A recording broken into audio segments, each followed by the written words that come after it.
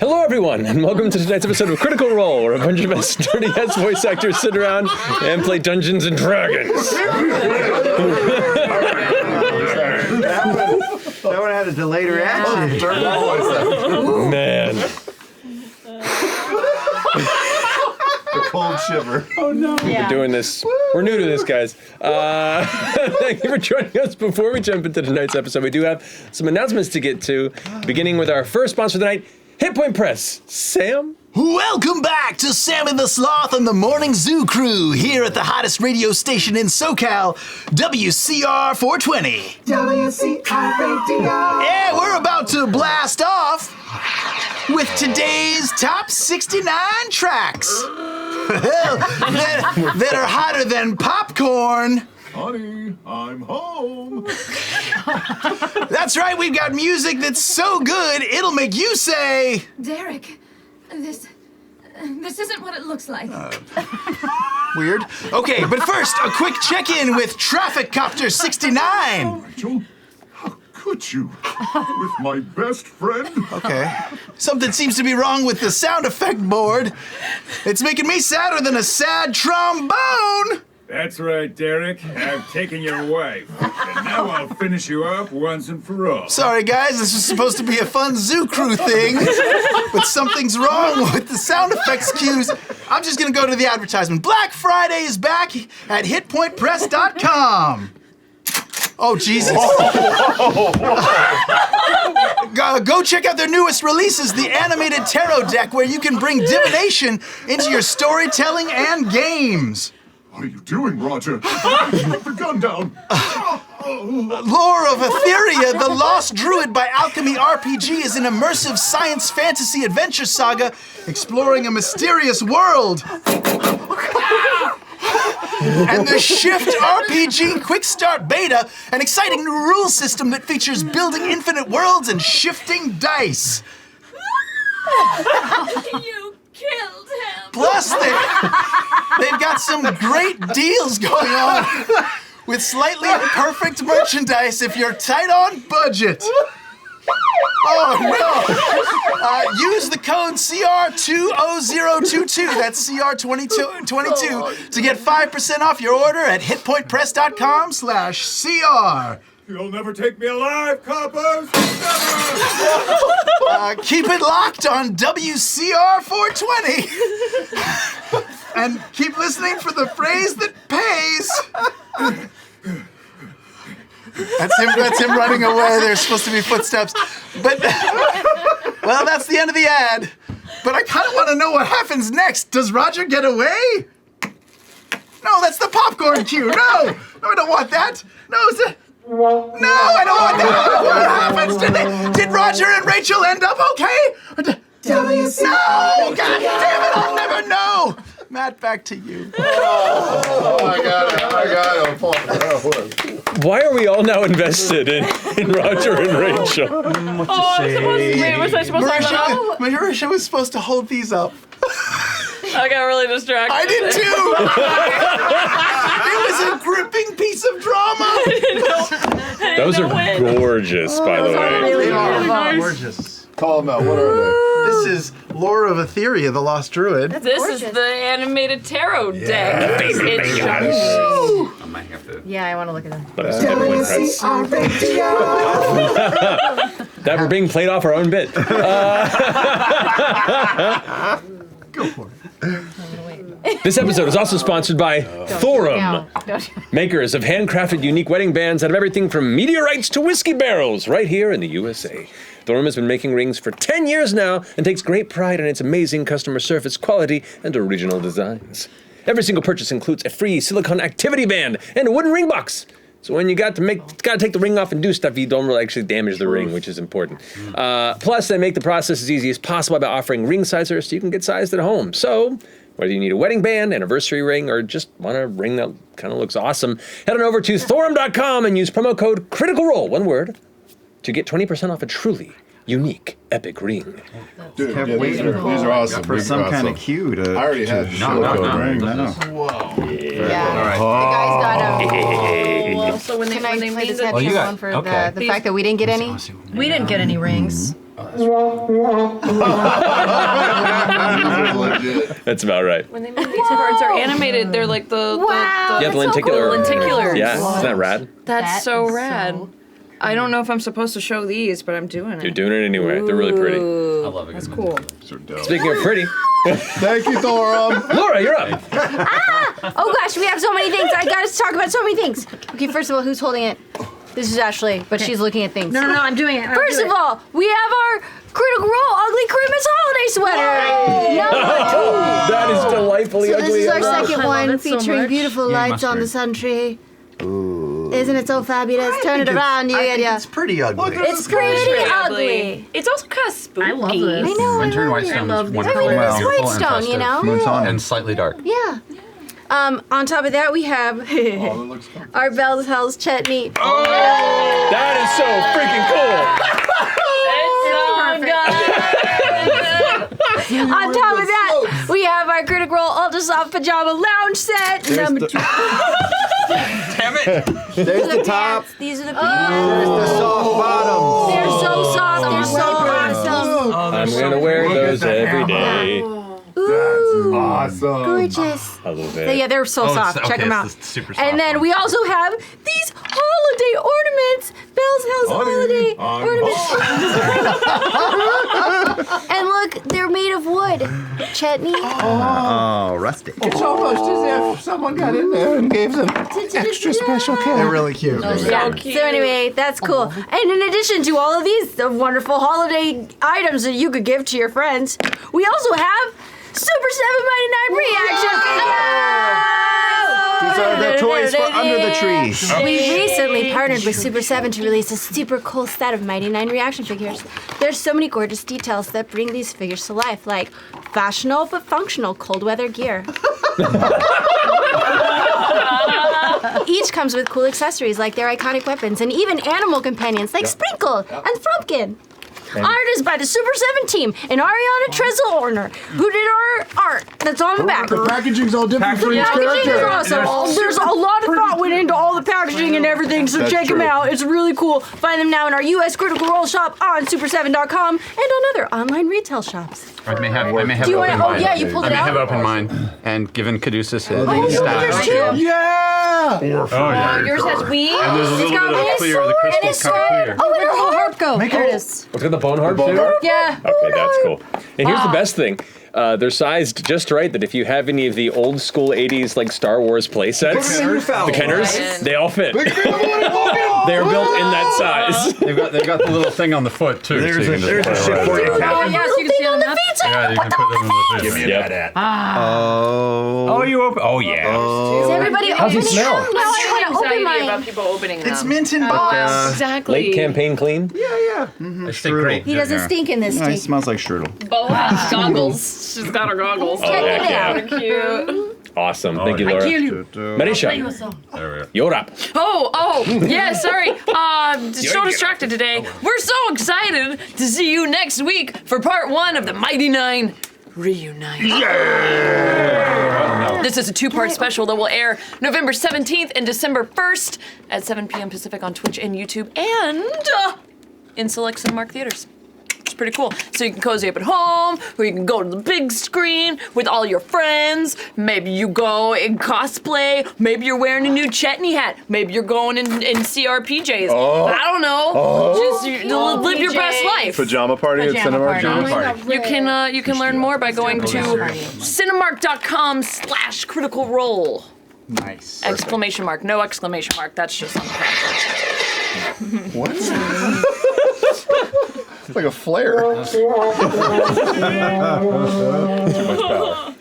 too much power. We will unplug this when we start the game. Yes, we will. Probably. Yes, we will. To that point, I think that concludes our announcements. So let's go ahead and jump into tonight's episode of Critical Role.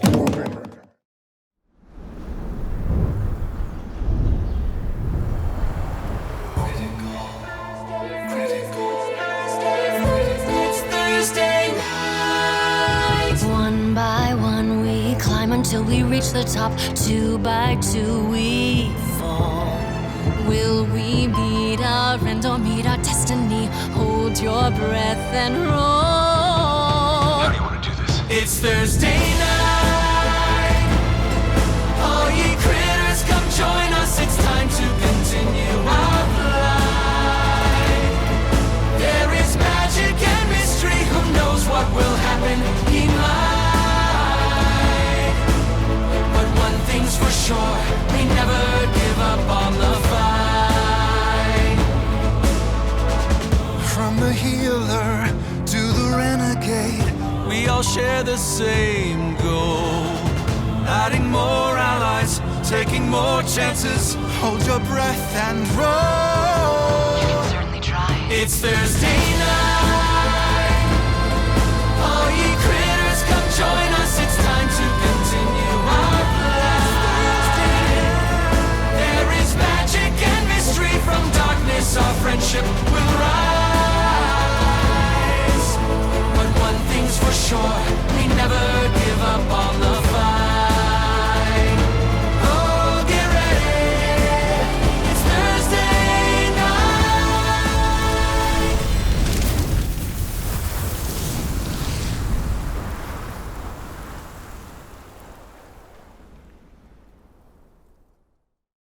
And we're back.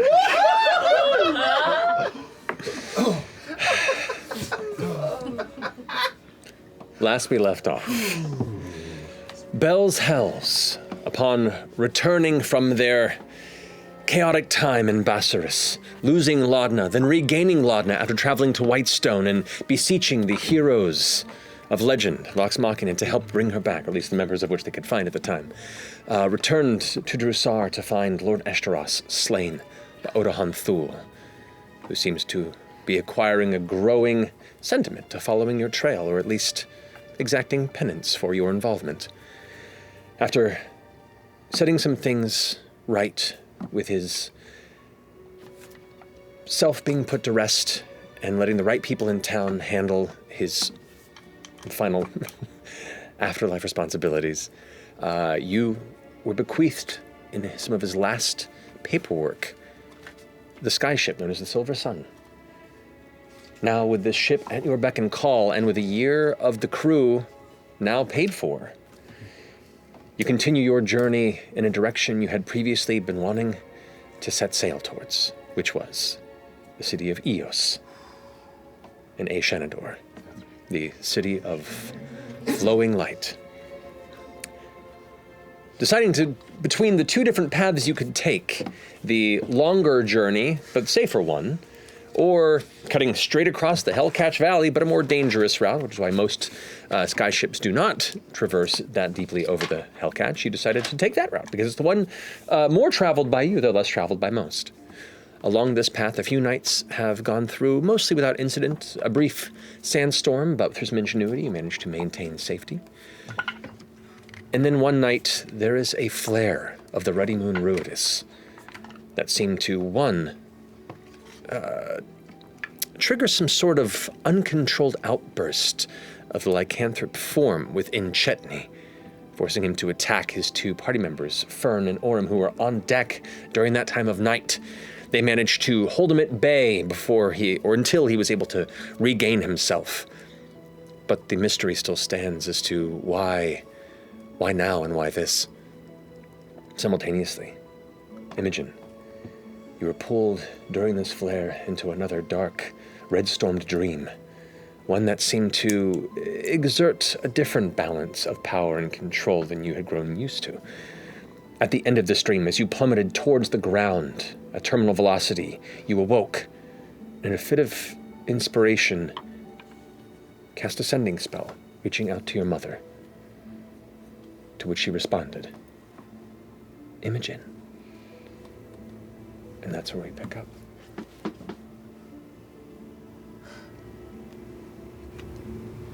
Lana. What? Are you all right? Another dream? Yeah. What's going on? No, I had a dream. And it was awful. Normal, whatever. Okay. I saw my mom in it, and then...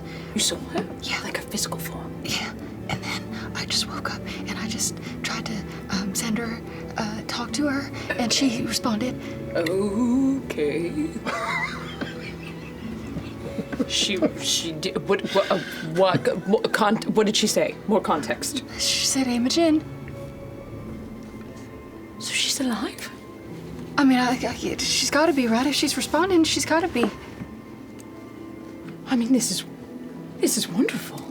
Maybe she's at Eos. Maybe she's. That was where she was last seen. I should send her. I should talk to her. I should send her something else. I should find out where she is. I should. Can you send messages across other dimensions? I don't know. I don't know exactly how it works. I just. But yes, I think so. I think I can. I'm not sure. Technically you can, yes. There's a 5% chance that it doesn't go through. This whole time, what if it's been her in your dreams? Well, I mean, I've always heard her voice. Oh God. Fern punches in her sleep sometimes. I think she's awake. All right, well, yes, as you say. Send her another message. What do you want to say? What do you want to? Should we workshop this? Should we write it down? I mean, there's so many things, obviously, but I should probably find out where she is. Where she is. And if she's safe, and if we can see her, right? Yes. Those are the main. Of course, this is. How are you feeling about it? I mean. Well, I mean. You know, I haven't really processed that just yet. Sure. I'm just gonna. Here, let me just think about it for a second. I do start doing my usual routine. I go and pour a little glass of nice cold water, bring it over to her. And deep breath.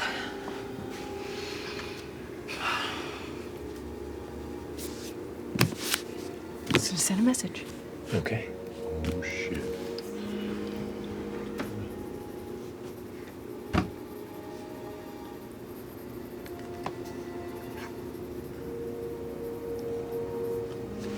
Are you all right? Where are you? Are you...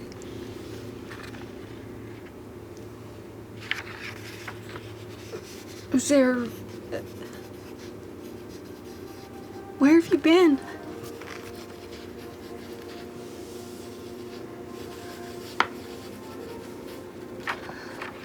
That's all. Okay. That's great. 5 extra words. The mom we thought was dead.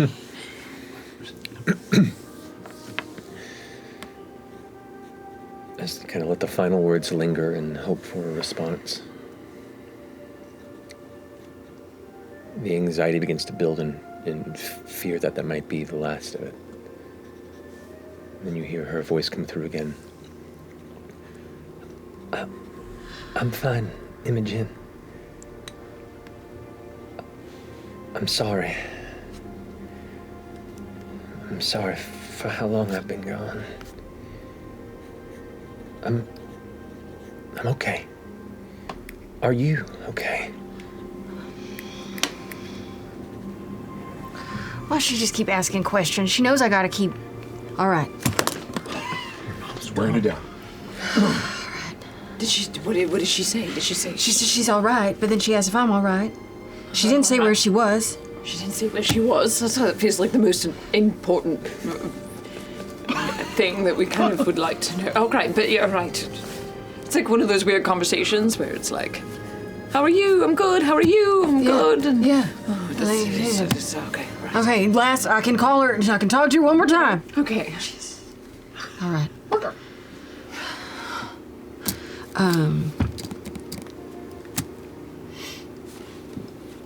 If I'm being honest, things are hard. You might know that already, though. Where are you? I want to see you.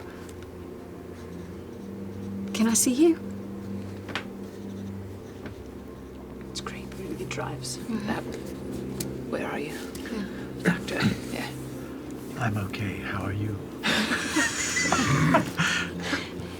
Okay. Yeah. I'm sorry it's hard. I'm sorry for cursing you with this burden. I left because I was a danger. I couldn't stay without knowing what I am.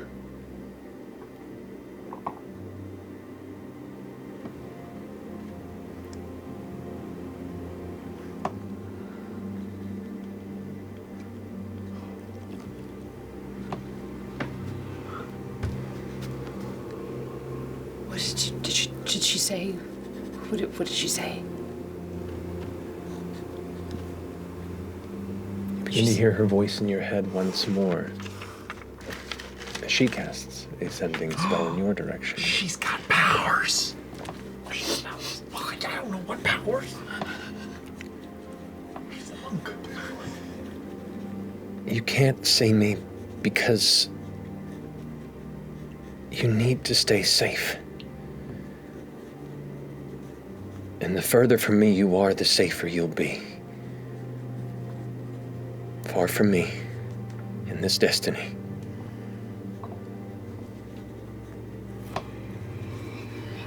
This destiny has caught up with me, regardless of where you are physically.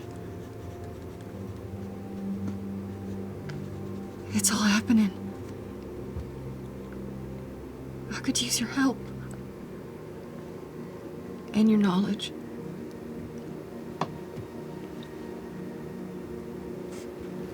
Another sending spell comes to you from her. I love you, Imogen. More than you'll ever know. And that's why you have to run away from me, Imogen. As far as you can. Run.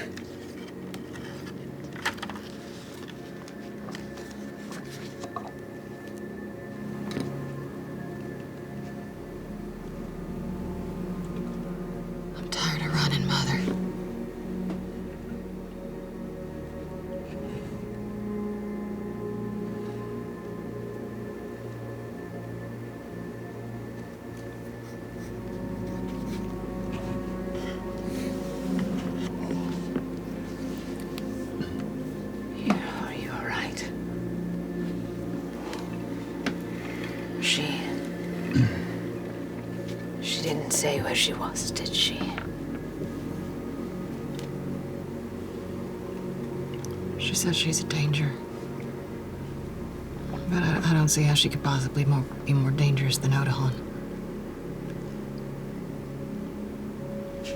I'm sorry. Truly. We're going to find out about this one way or another. Whether she helps us or not. Yeah. I just hope. Because I care so deeply about you, that this doesn't open up more wounds and cause more harm than good.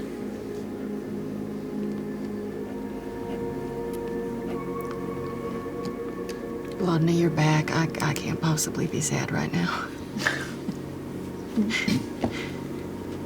We'll figure it out. Of course. And I don't plan on going anywhere. Again. Ever. Yeah. We'll figure it out. You want to maybe go get some fresh air on the deck? That's a good idea. I'll walk with you. Here, grab her. Jeez, I gotta post it notes. Little, oh goodness. Stop sleeping in the office supplies. We should really get out of this janitor's closet. It's so uncomfortable. Everything's falling apart here. Oh, don't take that. It's causing all these nightmares. Here, have a nice little you shrug. It's chilly up there. You can see on desert, it gets cold. We go up to the deck. Okay. Oh God, what's happening Yep, up you go here? to the deck and you just see.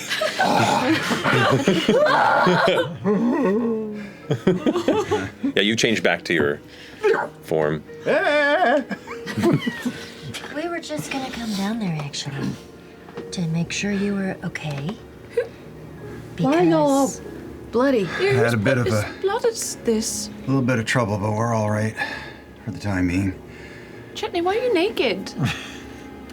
I mean, I got my briefs on.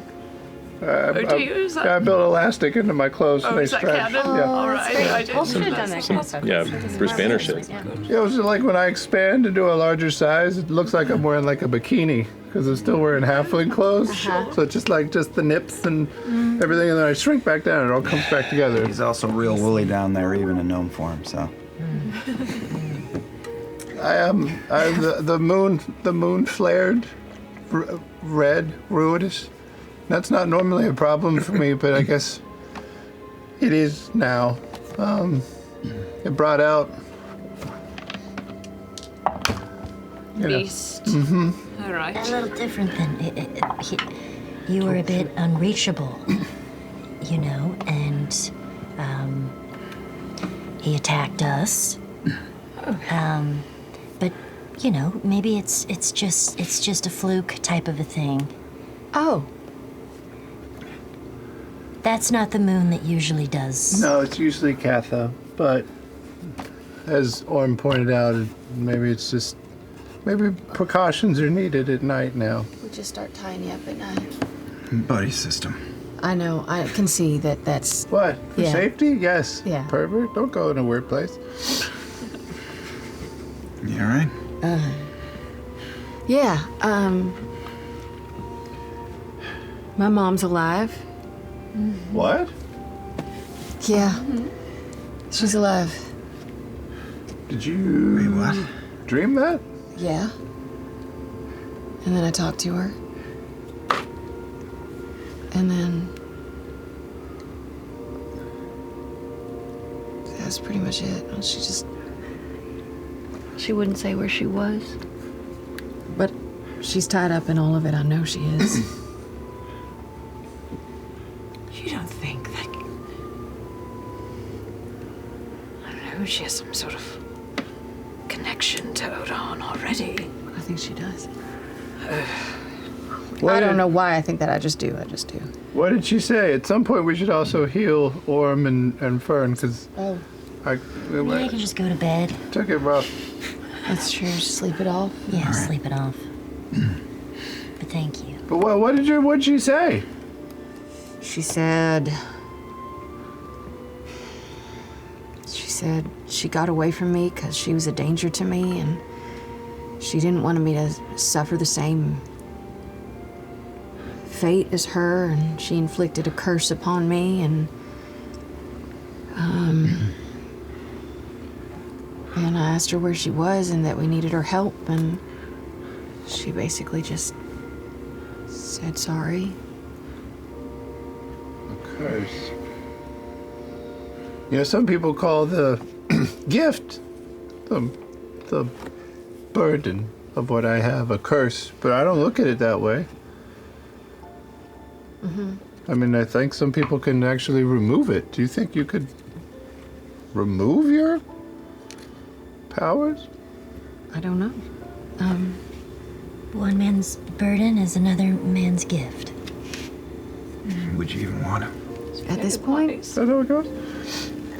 Yes. I don't know if I would. I don't think so anymore. There was certainly a time, but that's before.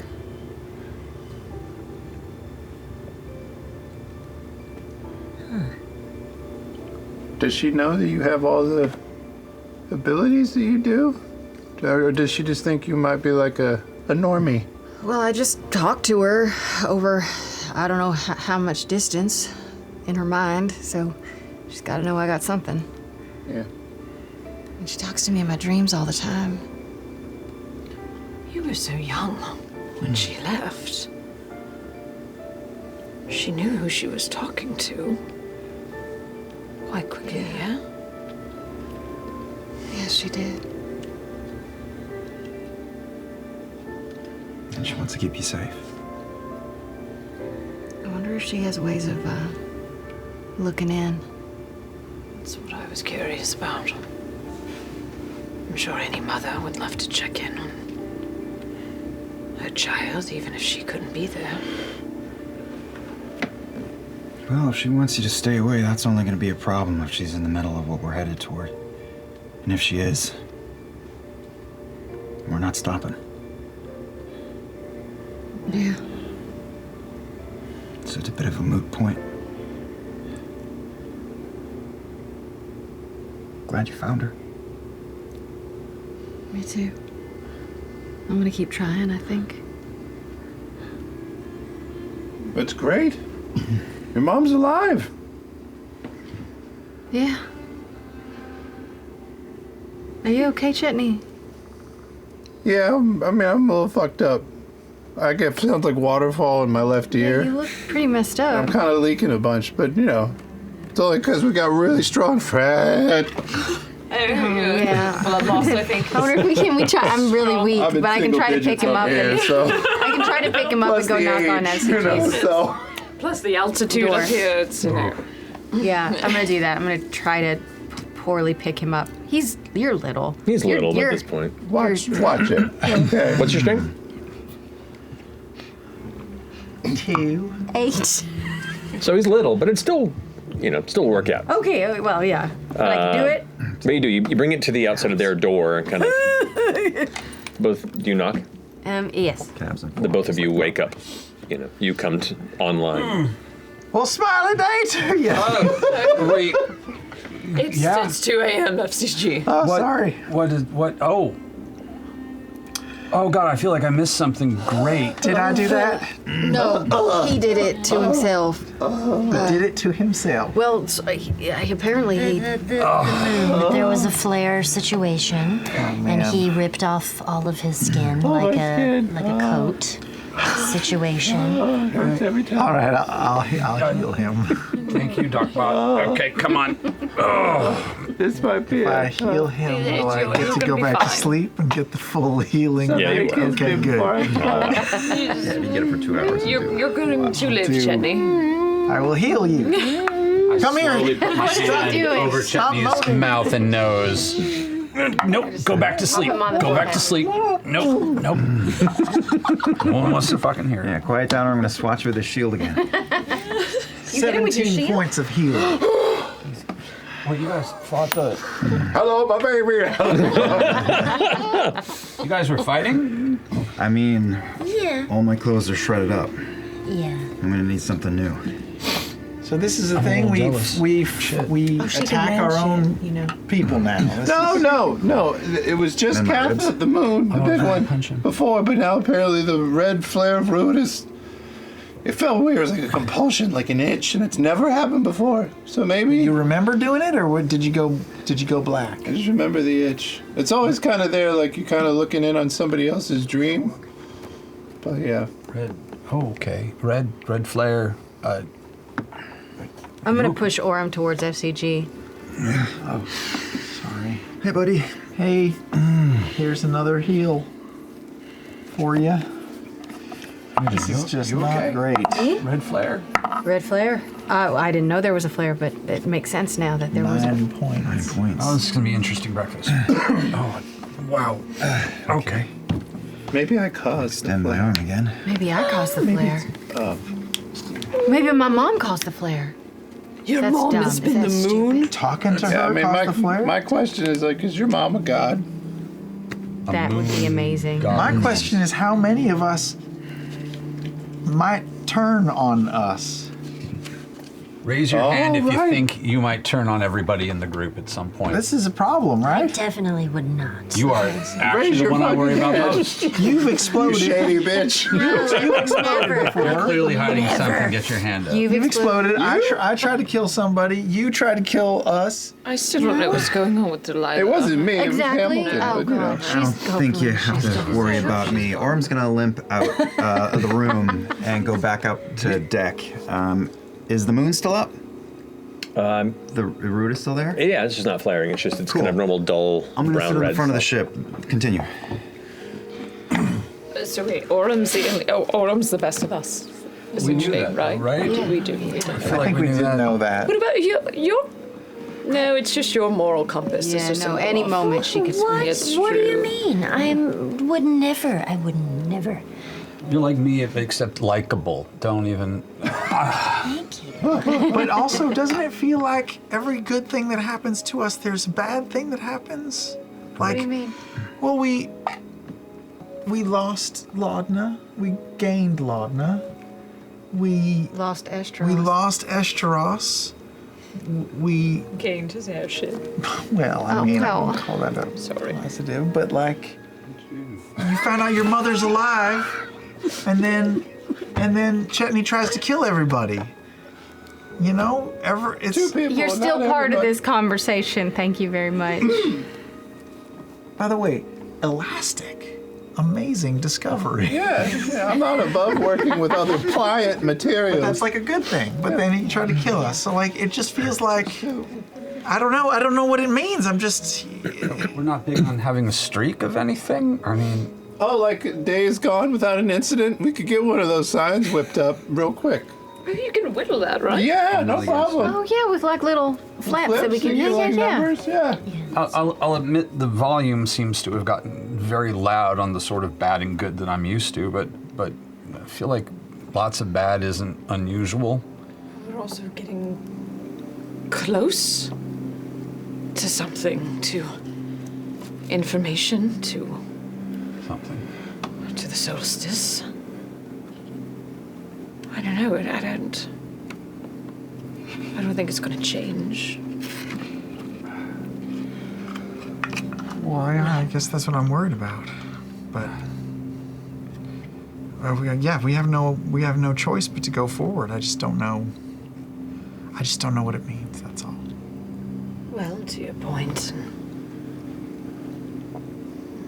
the closer we get to the apogee solstice, and the more the moon flares, and the more we have people who want us dead, I think it's just we just have to be there for each other. It's that much more. Excuse me, actually, I'm gonna leave. Yeah, be there for each other. All of us are just gonna be best friends and like just make sure it's gonna be gravy, eh?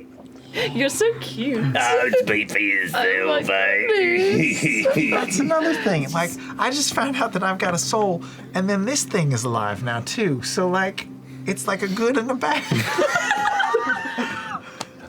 It's Like, does Pete have a soul? I don't know, but the fact that he is alive and sentient makes me question whether my soul is worth Is anything valid? either. It's like, what if am I just that with metal? No. All these How do late you night know? existential questions. How do you know? What if I'm just that with a wheel? All of us are just Like, that. that's a negative. All of That's us are amazing. that. Yes, I mean, we're all that's just a that. meat puppet. That's basically what we all are. That's what we've been telling you. I guess I just. You're a meat puppet without the meat. But I guess I just expected more meaning. Meaning is it's just what you make of it. It's just what you apply to your own life. It's not gifted or jettisoned upon you. You just have to carve it out of your own being. That's true. Maybe. Pate, do you have a soul? I don't know, I've only been alive for a few days. Oh my god, that's so true. We should have had Pike look at him. Ooh, what? Nothing. Okay. Is that what you said? Meaning is what you mean of it. Crawls back up into your hair. Who all has had an incident with the flares? I don't know what I said. You have. Chetney has. What's that? Who's had with incident flares. with the flares? I'm still clean. No, you you're just not. did. You just had. Sorry. You literally were just the last one to have one. Have you? You? Me and Chetney. You and Chetney. Okay. It's still two sevenths. Let's keep racking them up. Is it like a round table thing, or are you next? No, I was just seeing if there was some type of connection, but Well, there is, because you're rude Yeah, as your born. family's your root is born, your family's fucking around with the Nightmare King. He's trying to build a telescope somewhere or do something. To the moon. Yeah, but Orm has him tattooed on his arm. Who? Orm, he's in our group. I don't know. I don't know anybody's name. Oh, the moons are on your arm. The moon guy. The moon guy. Yeah. I know that. Well, Maybe just like we can just look for like manacles or restraints or something. I'll just sleep with those. Yeah, no big deal. Doesn't need to be, you know. I mean, maybe I should also get, like at night, we could tie each other up, just in case. We'll just like tie ourselves to each other. Yeah, in case we freak out. I mean, I guess that's true. If I attack you, you can kind of dish it out yourself. Yeah. That's kind of awesome. Blade versus blade. Not a real idea. Just kidding. We should rest, right? Yes. We should finish sleeping. Up top, sitting on the front of the ship, are both moons up or just Ruidus? Both moons are up, but Katha's like 60% waning. Okay, so Orm has been sitting quiet for a couple of minutes, and eventually pulls out the sending stone. And on the front of the ship, just sitting with his feet dangling off. Hey. Eos bound. Found them. They're killers. Bigger than we thought. Real rough, Dorian.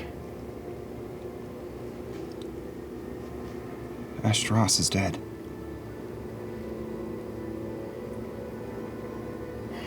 Glad you're not here. Wish you were anyway.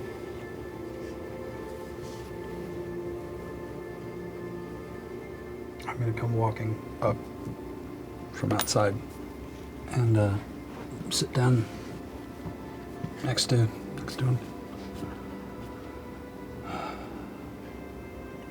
Hey.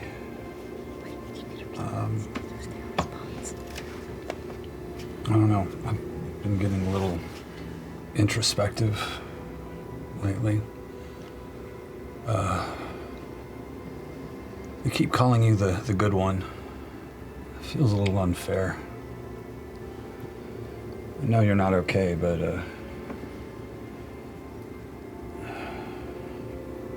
I don't know.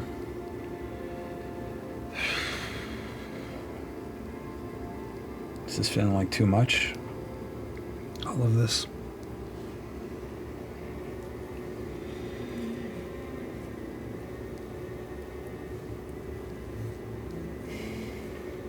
Probably.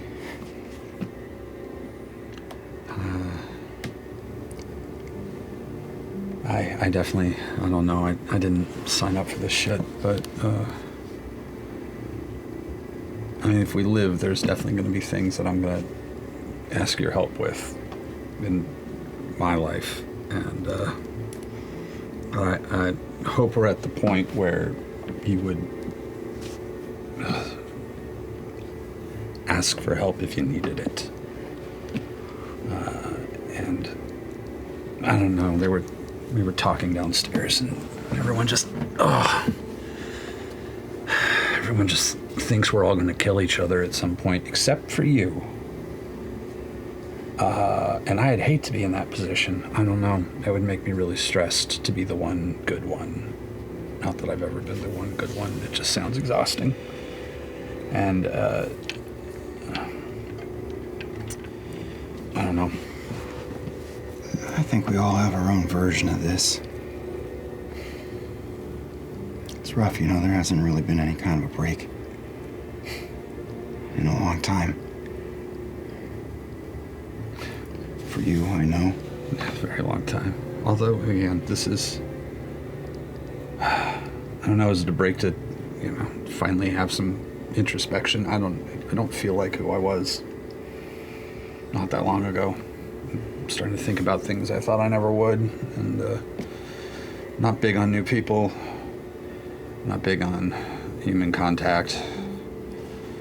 general anything. And now this. Orm's gonna really, like, carefully and purposely raise his hand up and... Yeah, no, we're good. Yeah. You know, I don't feel like I can do it every single day. And I just keep waking up and trying to honor the people that I left behind. And now, you all. But I doubt it every day, and the only way that I manage to keep going is to look to you guys. I'd be up Schitt's Creek by myself. I was by myself. It's not great. Yeah, no, it's not. Well, as a person who is professionally left behind, you're doing a really good job. And you should maybe take care of yourself a little bit before you actually do end up being the one who throws us all off a ship. I wouldn't blame you. I'm not gonna throw you guys off a ship. I know. The rest of us, I don't necessarily know, but... Just gotta pants chutney once in a while. Man, I'm so jealous. I will admit, I really wanted to punch a werewolf. I'm really hoping I get the opportunity. It's nothing. I actually like him. Please don't tell him that. Please. But, yeah, he's a good egg. Yeah, he's fun. I like fun. Anyway, you should go to sleep. I'm gonna go to sleep, and you look like shit, and so you should go to sleep. Hey, hold up. Yeah. And Orm gives him a big bear hug the size of a halfling. Oh, well, yeah, okay, yeah. Sorry, I know that's a double-edged sword. Oh, yeah, no, it's good to be appreciated, I will admit. Yeah. You have pain long enough, it just becomes background noise anyway. Yeah. I hear that. God, I hope there's good breakfast. Come on, let's go. Be in a minute. All right. Because we can, I will say you do get a response from Dorian, but as it's not a pressing message, I'll actually reach out to Robbie and have him record it and play it next time we play. I think that'll be more fun than me just making it up on the spot. And lastly, after Ash shuffles off to bed, Orm sits for like another minute. I miss you too. I miss you too. That's it. Okay. You all eventually saunter off to your various chambers, some more exhausted or hurt than others, but an evening of rest comes to you, so you all get a long rest. Yay. Yeah, like it never happened.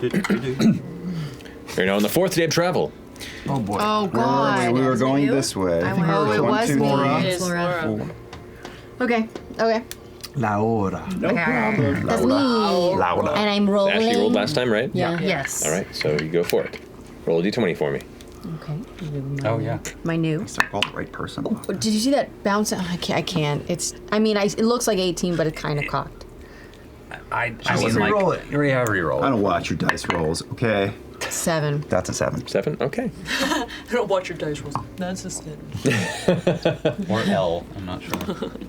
Through a day of mild turbulence and a bit of a strong wind, but no other major issue, that brings you to the completion of a 4th day of travel. Looking down below, you're now deep into the Hellcatch Valley. Below you can see the sprawling ravines and the smattering of caverns that give dark spots against the brightly sunlit sides of the various mountainous terrain. You can see the large pillars and the mesas of dull red and orange and gray, and the dust storms that kick up these just clouds, these in the distance, as well as these massive vortexes of gathered sand and dust that you see just rise and just careen across the side of the country, just tearing through the hills. It's beautiful, as long as it's at a distance. But that day goes without issue. We are now on the 5th day of the journey. Clouds are dope. Yeah. That's cool. All right, Rudis, give me a 1. Give me a 1. Give us problems. It's a 12. It's 12, okay. With that, the 5th day goes by without incident. Clear weather, clear sailing. Captain Xandis has a spring in their step. Gotta say, all right, you're doing a lot better job than last time we came here. This is great. You're good luck charms now. I appreciate that. Keep up the luck charms thing. Still looking at my tracking ball. Mm-hmm. For Odahan. All good. He said it in that way. He said it. I know. She's probably done now. It's an 8-ball without the thing in the middle. There's just gonna be this ball. Shake it, look at it, stop looking at me. We start coming into the early of this part of the 6th day of the journey. At this time, as some of you begin to come to consciousness and head up to the top of the deck as the sun's starting to rise, you can see the flames and smoke spires of Bassaris now passing, not directly beneath you, but at least a little ways off to the left. And immediately, as you can see through the tangle of ravines, the deep crevices that end up crashing down into the ground beneath, where the now visible from above track of the Death Wish Run, which you once raced in, is visible. You can see the smattering of lights that are starting to just bring this kind of dreary colored miniature metropolis into vibrant life as the red carmine curtain walls now begin to hit the early morning orange and purple sun rays, and it just alights almost like a torch in the middle of the desert. You see the smoke coming up and the cisterns now climbing above. Almost looks like a from this perspective, like a long dead iron spider on its back with its legs curled up in the air as you see the rising towers of metal. But I need someone to roll a d20 for... Fuck it up. Come on, fuck it up. Come the 6th day of travel. You do for once. Boosh. Yes. 3. That's a 3. Roll a d6 for me. Plug it up again. 2. Okay.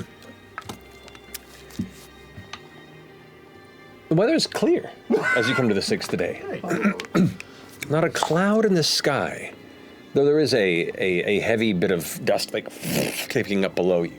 And you can see the gathering of dust clouds on the lower land make you feel good that at least you're not coming into another large, angry dust storm like when you first set out on this journey.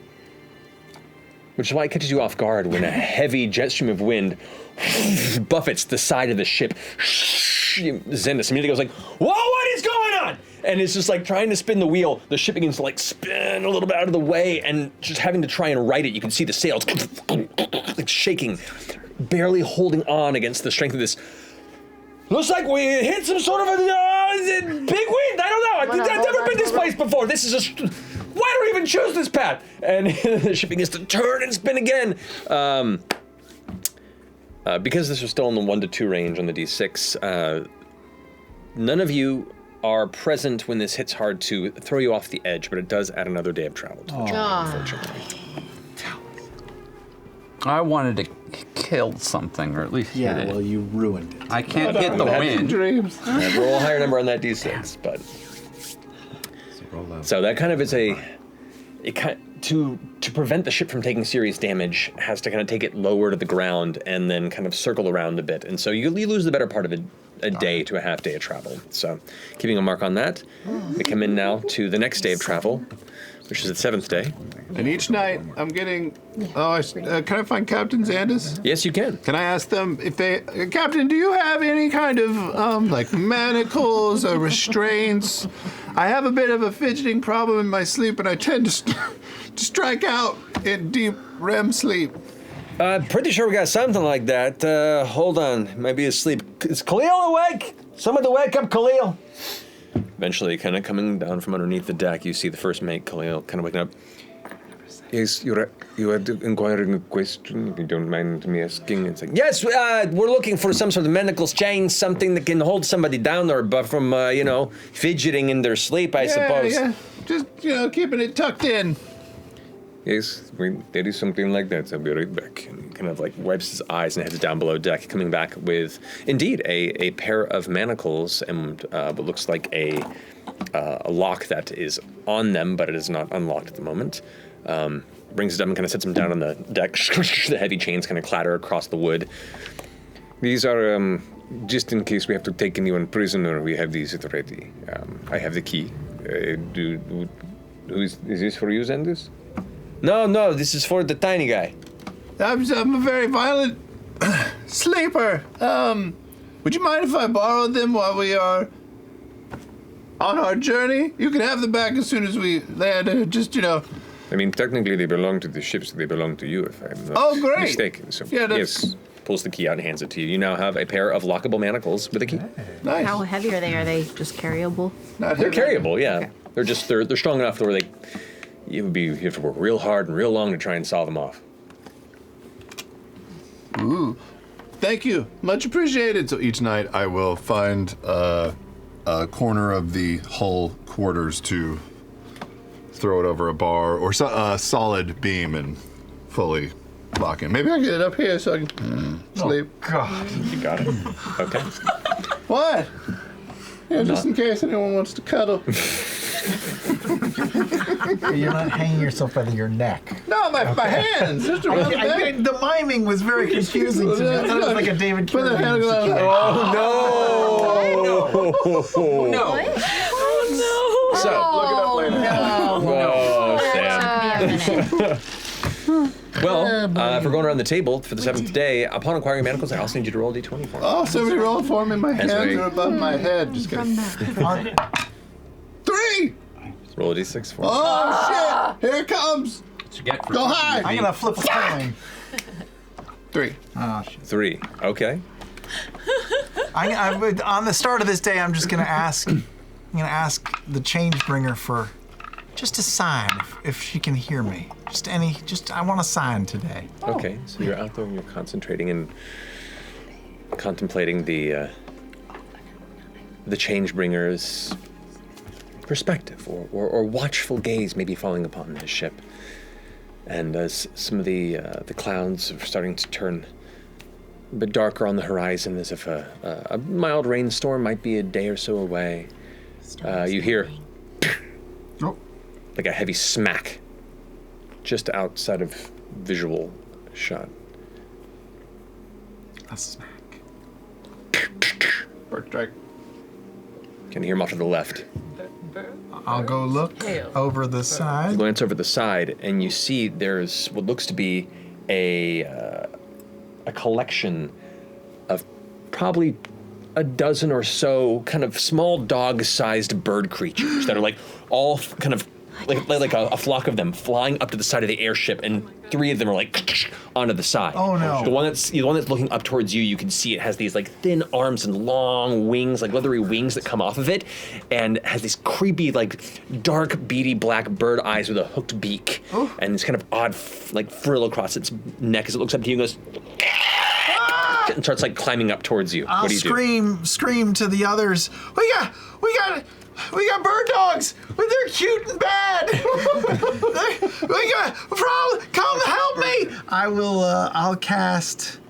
Oh boy, what to cast against 20 of these things? That was about a dozen or so is what you see. Sam doesn't know what a dozen is. A dozen is like 20. I got excited when you said there were dogs. Sorry. Dogs. Bag of dogs. Smashing into the side of it. Oh God, why? We're getting some real lost shit over here. Dog. Plane lost its cargo. I can't do much. So I'm gonna oh boy, I can't do much against a group of things. Too much. But I know how to Oh God, I hate it. My mind like that don't impress me. I will cast Speak with Animals. Okay, you cast Speak with Animals. Yes, and I will say, "Be gone, you! There's nothing for you here. Go away, or we will be forced to harm you." Okay. So the first thing that you notice is when you speak, creature kind of looks at the one that's closest to you and starts climbing toward. It does not seem to acknowledge your language, as it is not a beast. What? It's a monster. And it reacts by rushing up the side.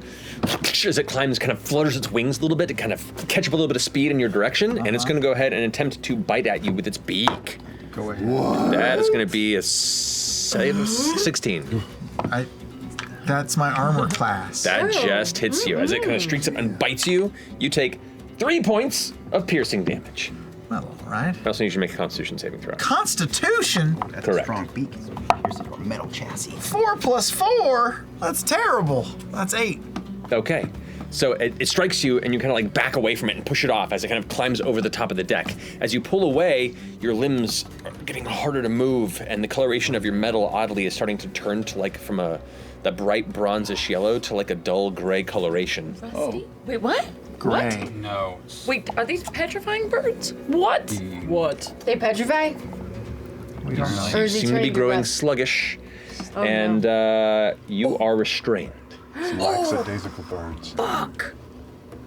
Who is anybody else hearing this? Are we there? Oh, yeah, we We're gonna do the thing. Yeah. So the rest of you kind of rush up to the top. Jump off the ship. And I'll go ahead and get him happy.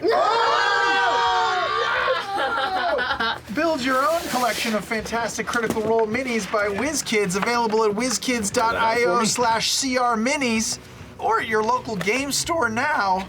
Guys, WizKids, fly the friendly skies with WizKids. WizKids? I think that's their motto. I can use other companies' mottos in advertising, right? Can't I? Sure, I think that's fine. I think that's totally fine. No issues not? there. Ba-da-ba-ba-ba. I know we've seen it before, but it's still amazing. Whoa. So Alrighty. The horse in the foreground really does. You have really it's kind good of on that glanced over shot. the edge there and backed away. Giant monster horse. Don't you dare. There's this one here now. Oh, God. Let me move over by you, Ashton. Oh. Here, I'm gonna go. Oh. Yes. You know what these are? What kind of dog? If it were a dog, what breed? A larger dog. That looks like a greyhound. Like a spiny sort of bony dog. It's like some Wizard of Oz shit. Side over here. Oh. Are they sticky? Did you make them sticky? No. No. Yeah, I did. However, the rest of you have You since. can make them sticky. Oh man. Oh, fuck. Dozen, huh? Okay. Like 20. You see three Easily easily up 20. there.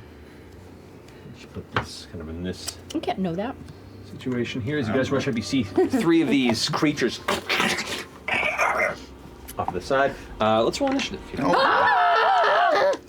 Roll my new dice. New greenies. Natural 20 small. So You are. You die. Ooh, not good, not good. Cancel. There we are. Fuck you. All right, so 25 to 20. 25. Whoa. Nice. Nice. All right. 20 to 15. 19. Oh, we got Fern. Orm, Fern, Ashton, All right. 15. Mo. Okay. 15 to 10. 10 to 5. 6. Oh, sorry, that's above 5. That's okay. Wait, wait. You said Yeah, five. that's right. Okay. That's right. You're good. Numbers. How do they work? That's okay. That's okay. What's the nature of how did you get restrained? Letters? What happened? It bit me, right? And it's latched on. No, it just struck him, and he backed away, and then starting to like slow down. Okay. And then 4. 4. You got a 4? Yeah, what's your dex? It's probably not great that I'm petrified. alrighty. So Yeah. top of the round, Orem, you're up. Do I have enough movement to get to letters? Well, you have.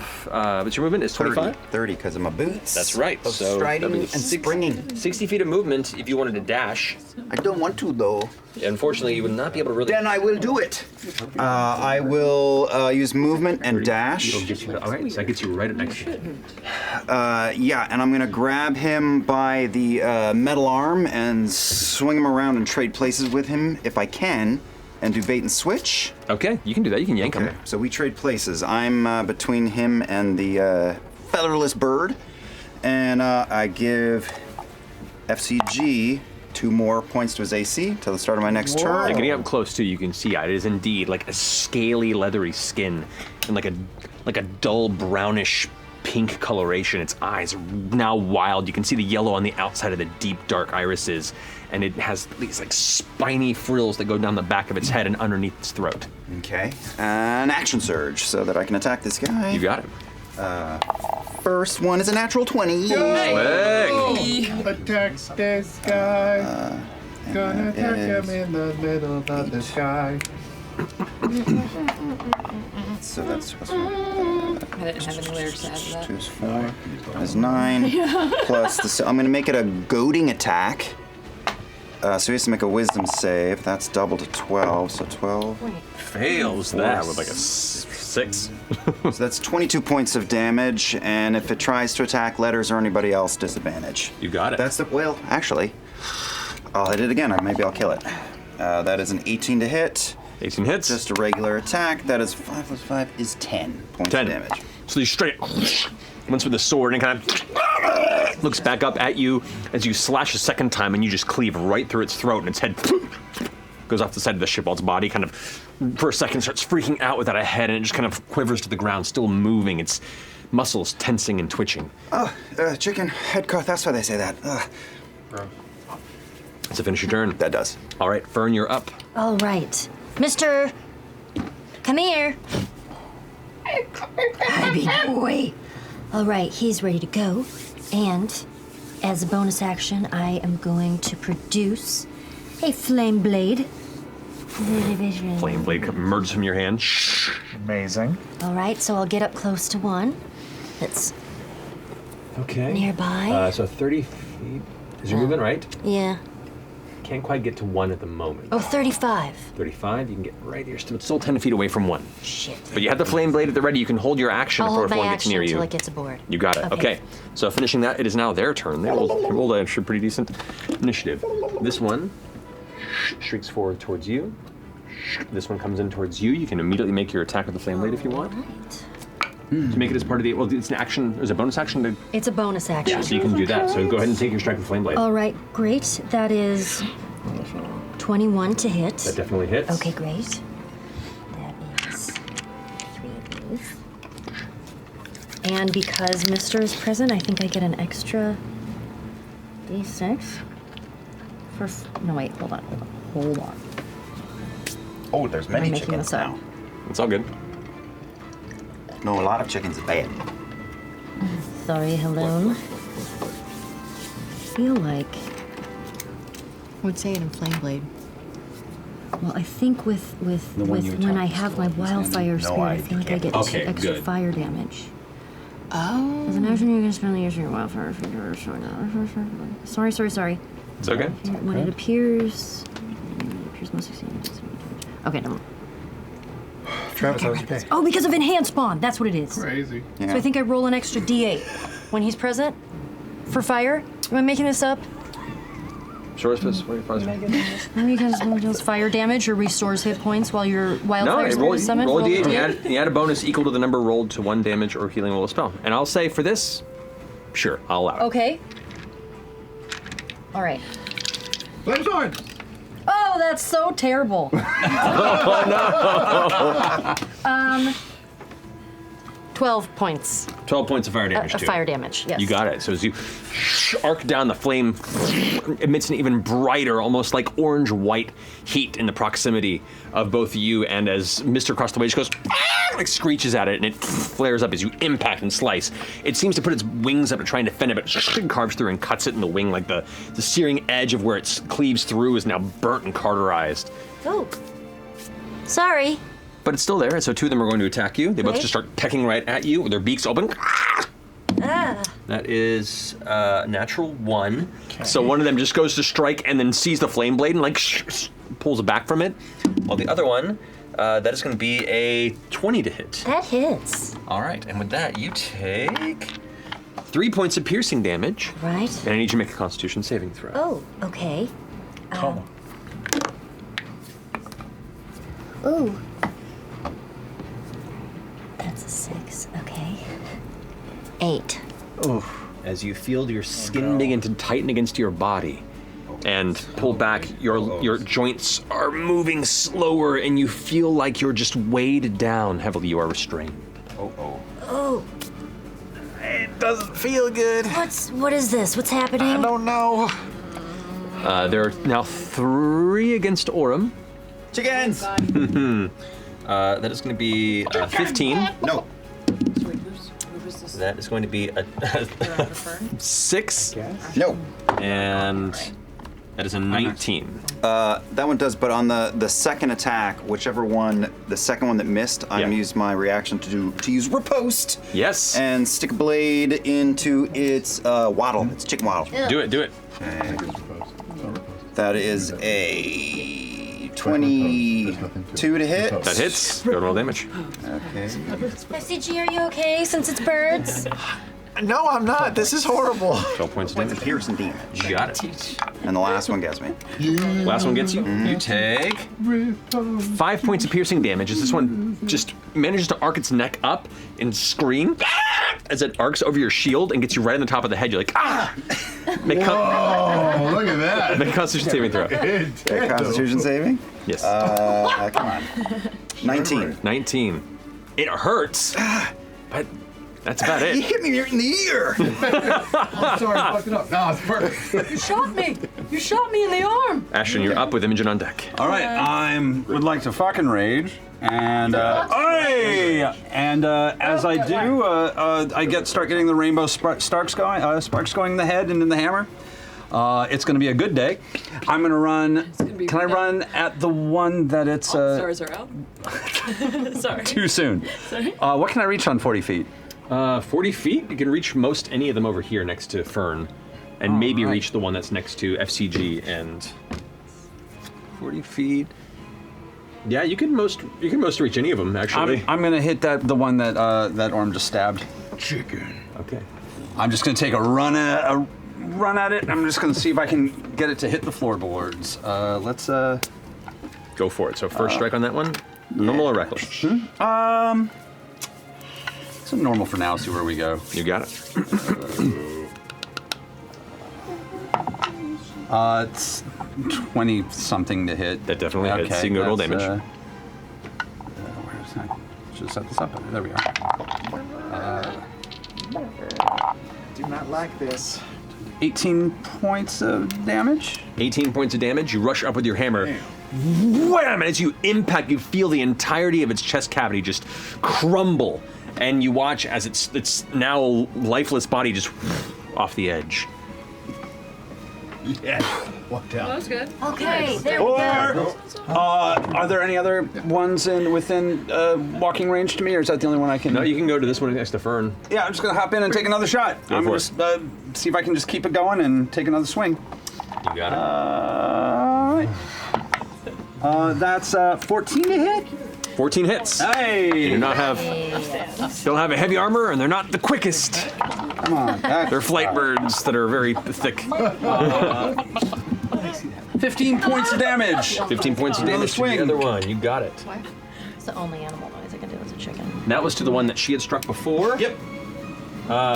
Just enough as you swing back the other one and you impact, and its head just goes into the ground, and the rest of the body just kind of stands there for a second. The wings kind of twitch, and it just crumples over. The rainbow sparks pop up as it hits the ground. Yeah. Aw. Very cool.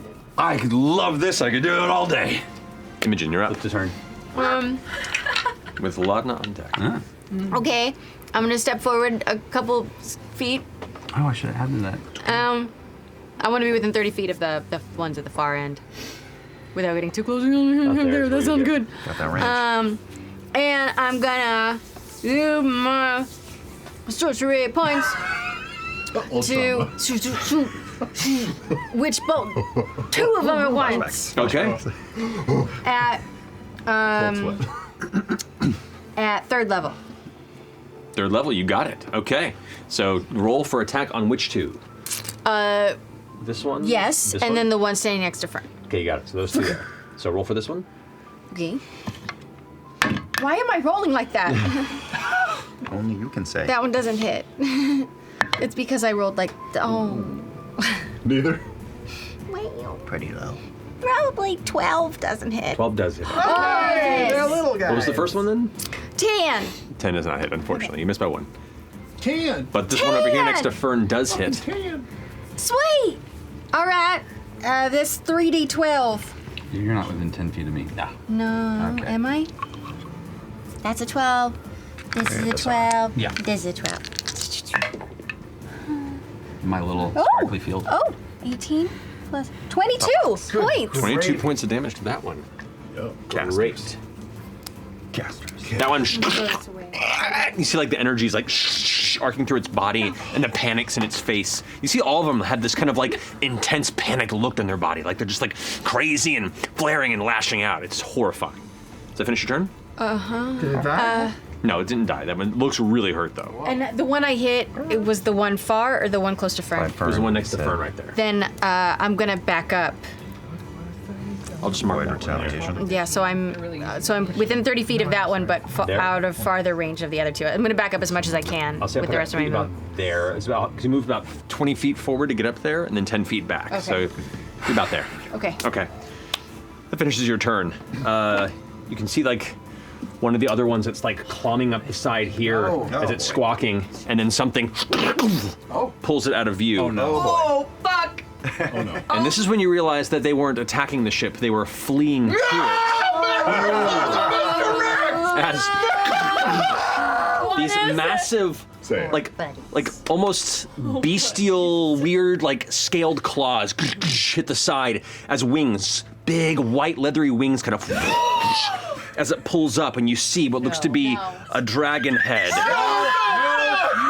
and a lion head and a goat head as it climbs up onto the ship right there. By the way, Ronan picked this.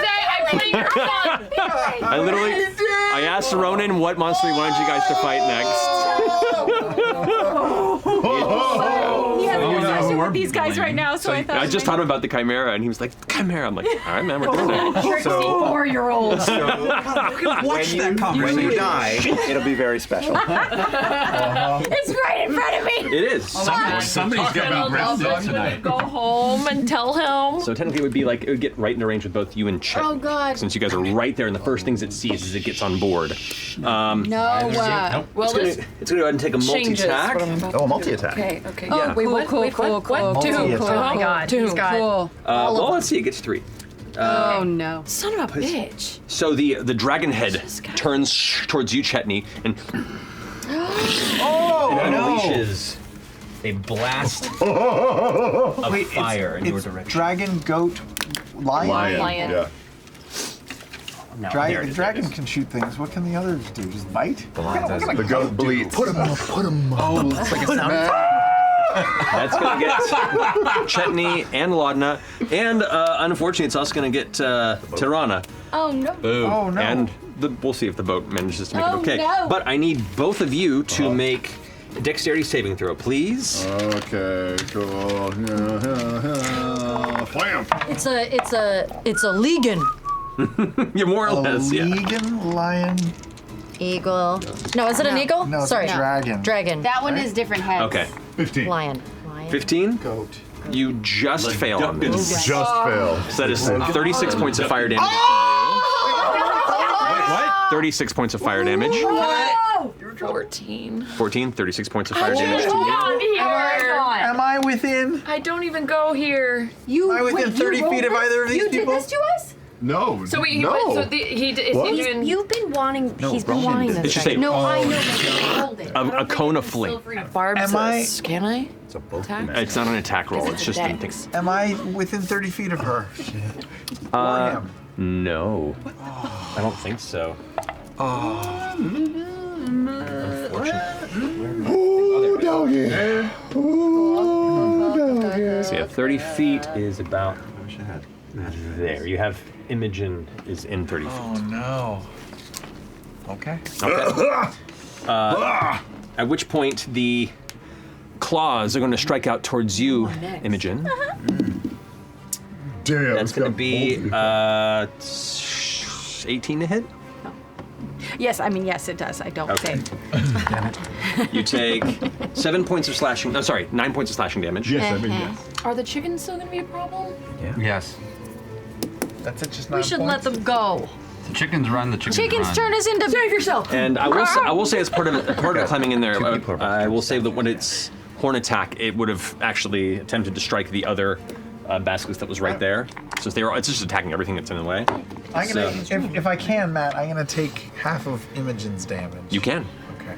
I will. And I absorb it. took 9. You took 9, so you take 5 instead. Okay. You have 4 temporary hit points.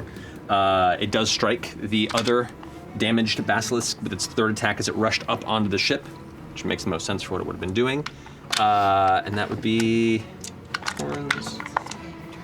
Oh shit! Okay, that is 24th. That'll do it. Okay. So with that, the one that you struck, the chimera just gores it with one of its goat horns, and it just kind of hangs off its head for a second before it slumps to the ground of the ship. All right, that finishes its turn. Laudna, you're up with FCG on deck. Immediately going into my form of dread. Okay, go ahead and roll your bit. So I get the D10. This is a slightly buffed chimera for the challenge rating of the party. Looks totally yoked. It's a buff chimera. Beefy. Okay. Totally you. Big beefy boys. So that's an additional 9 temporary hit points. No, the mini is from a different kind of chimera, but I like the white color and I wanted to use it. Yeah, So cool. this is more of a classic chimera as far as the heads are. So yeah, Laudna kind of like drops on all fours and starts to, you hear the sound of like wood creaking as her flesh starts to turn into like an old rotted bark and branches sprout from her shoulders. And that's cool! What? That is cool. Tree flare. Skitter back a look. Am I in its? Tree Am I horror. in its? No, you are 5 feet away from it. Arbor horror. Great. And none of it has reach, so... None of it has reach. Fantastic. Can I just like for flavor almost like spider climb up onto the deck behind me? For flavor, yeah, I'll say like Just- manage to, because you could like get up to here if you wanted to with just regular movement, but for the flair of this, you just kind of like spider climb up to the top. And then I'm gonna go ahead and, because this feels like it's gonna be needed, cast Bane on the Chimera and these 2 chickens over here that are squaring up against. That is a failure on the Chimera. Chickens. Nice. Bane. Bane gonna be great. Yeah, take that collar. There we go. Star chicken. Failure, and the one closest to me. Failure. So that's 3 Banes out of the gate on this one and this one. Nice. You got it. Alrighty. That's your turn. All right. FCG, you're up with Orm on deck. Okay. It says I'm restrained. Correct. What does that mean? Restrained means... Actually, I'm in front of FCG. Oh, that's right. That is right. Oh, that's right. Yeah. Yeah. That's right. My apologies. So actually, that'll get us. I somehow missed you on the list here. All right. So Chet, then FCG. Yar. So I take out Esteros's walking stick and I go, okay, old man, let's see what you were working with. And I'll say, done! And unleash the scythe within. The blade just emerges in this flash of light, and you can see that kind of low hum, that kind of coasting over the edge of the blade as you kind of hold it. It feels unnaturally light for its size. Ooh, I feel the power.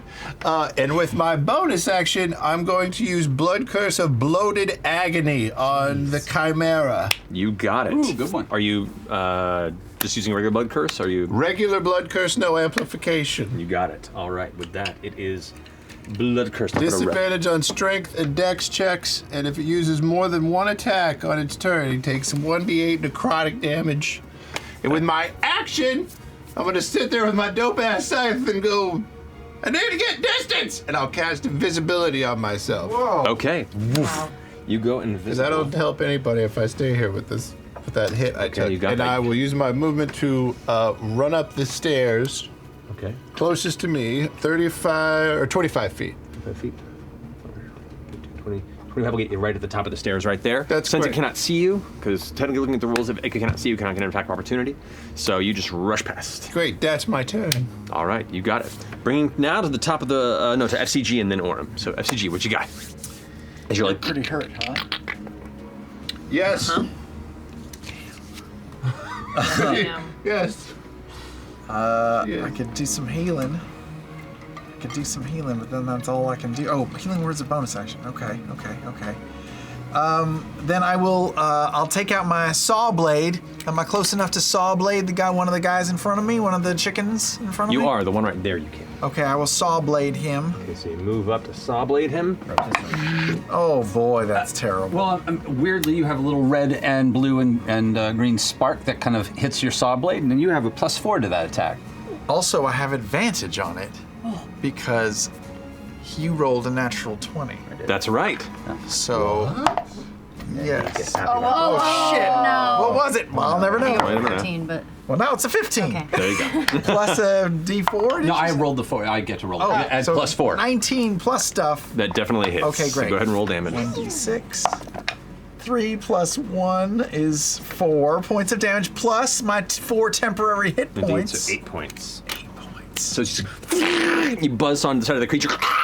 It starts like trying to screech, the gurgles in its throat, and it pulls away, blood kind of dripping down its body. It looks hurt, but it's still kind of angry and aggressively, like it's kind of not even paying attention to you until you slash it, and then now its eyes are almost focusing between you and the chimera. It looks like it's trying to just escape.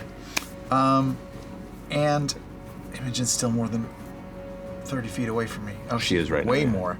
She moved away. All right, I'll move towards her as far as I can. Okay, you get, that's, because it takes 5 feet to move in, so 25 more feet. Attack on me? 10, 15, 20, 25 will get you about there. It does get an attack opportunity on you. That is an 11. -4. Miss. Or -D4. Yeah, minus D4. Super miss. So, yeah, super miss at a 7. Great, and I'll cast Healing Word at third level? Third level, Healing Word on Lautna. You got it. And that will heal her. 3d4. 4. Nice. 3. Nothing. 3. So that's 10 plus 3, 13 points of healing to you, Laudna. Also because I have Pate with me, because he's in my back. That's right. I actually get to heal max damage because he is within 100 feet of me. So what is the max? So it would have been 15. 4. That's right, you have that crazy ability. I love that one. Yeah. Ooh. Great. Sick. Is that always? Or do you have to have something As long as up? he's within 100 feet of me. Amazing. For now, I'll just say this is I Pate here next to you. get full healing. That's badass. Super badass. And that makes me feel better about everything suddenly. We're working on it. Are we? Yeah, now that we have him, I have to work on getting a mini for him. The red is the blood curse that he put on him. Got it. That's awesome. That finish your turn? Yep. Make a Constitution saving throw for Oh, me. what? Again? Oh, wait, I was able to move even though I'm restrained? Oh, no, that's right. Take it all back. Oh no. Wait, what? That's right. What? I was All of it? restrained. I was restrained. I thought you shook it off. No. Did you not heal me? No, take it all back. Sorry. 15 back. Good for keeping up on that. I literally was staring at the restrained sign on him and just didn't clock it. I was thinking too far ahead. I'm a dummy. That's okay. Then instead, I will use my bonus action to cast Spiritual Weapon if I can't heal her, Yes, you right? can. I'll cast Spiritual Weapon against the beast, against the Chimera, Yep, 20 feet, that'll get about there. and I think I can attack, right? You can, yeah. 5 Plus. plus my spell casting. What is it? Taking the last 2 rolls. It's not going to work. It's not going to work. Plus Why 4. would- Okay, I understand. Okay, so that's 9 plus 6 to hit. 15. Did you also add the 15? 4 from Yeah, that's Ashley? with- Oh. 15 is just what you need to hit. Hey! Look at that! 1d8 of damage plus 3. That's 4 plus 3, 7 points of damage! Oh, the spiritual weapon operates as the thing that chickens hate most, a butcher knife. Oh, butcher knife, and I'm just gonna go ahead and change this out for that. You have a butcher knife? Oh, it's a little runic sword that'll work better. butcher. Actually, I think I do have a knife in that first fight that we did. That's okay. Look at the clouds. He just goes. Oh, do I need to make another I constitution literally save? still have the mini for the knife from the very first fight we did for the campaign. So even better, I'll use that. Look at that. Great. I love that the little knife's just been hanging out by you. Yeah, I just have it all there. I don't know. You never know you need a knife for instances like this. That's right. Do I need to do another constitution save? Yeah, well, how much damage was that? Sorry, that was 7. 7 damage to it. All right, and yes, you do. And 5 plus 4. Plus another 4. Put me in, coach. Okay. I'm rolling real good over here. So 5 plus 4. 13? 13 is enough to shake it off. Shake the Nice. You're no longer restrained? restrained. I will Okay. say, without Ashton's help, you would be stone right now. Oh. Yep. Oh, wait, it would get worse? Yep. You just become straight stone. Stone. Straight stone. Straight stone. That means that she's about to become. Unless she shakes it off. Shakes Oh, wait, because you gave advantage? Anyone within 10 feet of me right now gets I get to roll a d4 for their attack rolls and save rolls. Okay. Oh. Within So, 10 feet. that finish your turn, FC? Yes, it does. All right, so now at the top, I hate birds. Tirana, who's now extremely hurt from the fire, goes, rushes forward around the chimera, like as it's kind of eyeing her, goes ahead and loads one of the weapons into the bolt on the side, and kind of like pulls it back, and it's like, oh, she holds her arm and kind of kneels on the ground, but that ballista is currently loaded. Okay. That's gonna finish her go. Orem, you're up. Fern, you're on deck. Okay, Orem throws his head over his shoulders and sees the big monster, says, let the big folk handle the big monsters for once, and then I'm going to drive my blade straight into the wound that FCG made on chicken number 1. You got it. And I'm gonna try to help him run away, because he doesn't want to be here. That's a pushing attack. Okay. So he has to make a strength save. That hits, it's 14 plus 8. That does hit. Yeah. And the strength save versus a 16? It rolled a 7. Okay, so I both stab it and then go poof and knock it 15 feet off the front of the ship. How much damage do you deal? I do. 11 plus, because it was push, 15 points of damage. 15 points of damage. Okay. Yeah, it falls off the edge, against the tumbles, it catches its wings. It looks heavily damaged, but it's still flying in the air. And then I draw the blade back out of it as it careens over the side, twirl it around, and then squat low into the ground, and using the boots, just spring towards the other one and shove into that one as well and try to kick it off. Go for it. That is a crappy. +4. +4? Look at that. Boom. +4. Roll Oh, that's going to hit then. Really That's good. 15, and they have a low AC. So that They do. That hits. has to make a strength save against 16. That is a 1. Okay. That's disadvantage on strength. Oh, that's Yeah, no, is that plus their bane? Okay, never. 15 points of damage, and it chickens off the side of the boat. Side there. Okay. So that gets knocked off the side, takes 15 points of damage on that one. Well, fuck. So both just like whoosh, both of them off the edge. So boof, boof, turn around, size up the situation, and I'm gonna run 10 feet and leap and land pretty close to that dagger, magical dagger, the spiritual weapon, and yell at our monster friend, "Hey!" to try to get its attention, and that's the end of my turn. You got it. Sweet. All right, with that, Fern, you're up. All right. I have advantage against spells and other magical effects. Is this restrained thing one of those situations? Magical effect? Yeah, right? It is magically petrified. Yes, you do. Okay. So you would have gotten one I extra would've gotten roll one extra roll. to try and get out of it. So roll once for me. Come on. Okay. Not that one. It's too late. Oh, okay. 20 total. Okay, so we'll just say that you shrug it off because of the magical nature of your Fey ancestry.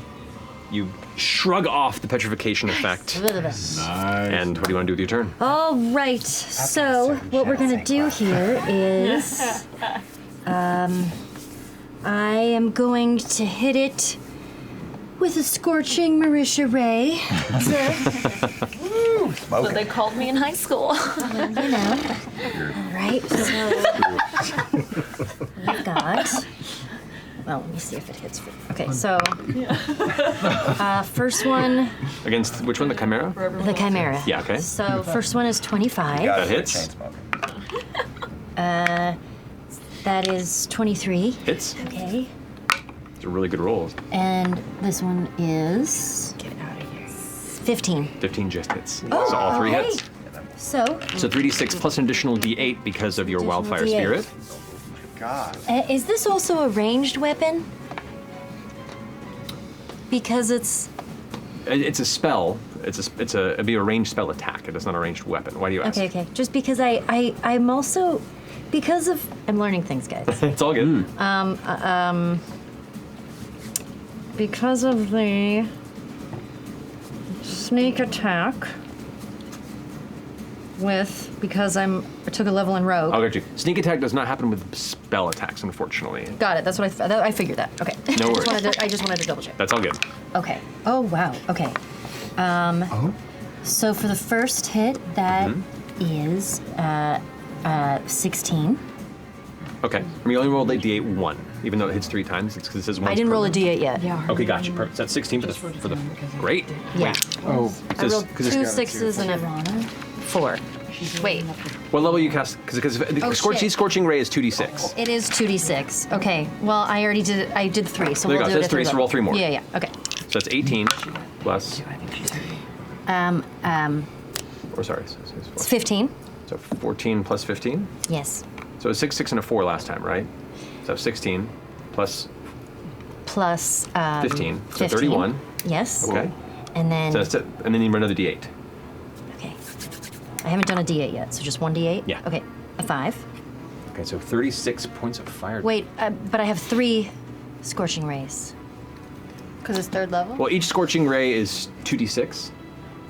I understand what you did. Okay. So since they all Yes, hit, yes. it was like 66 fire damage. Great. That was kind of how he mixed it up when you rolled a 3. Yes. Okay. That's So that was our that's a second level? great freaking round. 36 Yeah. points of fire damage to it, and all 3 blasts striking into its side. The heads like start reeling around angrily, screeching out into the sky. It's echoing loudly. You can see the remaining baskets that are climbing up the side of the ship are quivering in response to its screams of pain. That's your action. That's my action, and now it's Mister's turn. Mister's gonna throw some flaming shit. And Mister has a gun. let me go to my attack. Yeah, he's shooting So he's loading his flame seed into the gun he got from Percival de Roe. Yes. Okay. He's getting it locked and loaded. Going right into the barrel. Oh. God. That's how he loads. Where's the deck gun? Sorry. Okay. 16. 16 hits. Go ahead and roll damage. Which one do I use? Which one do I use?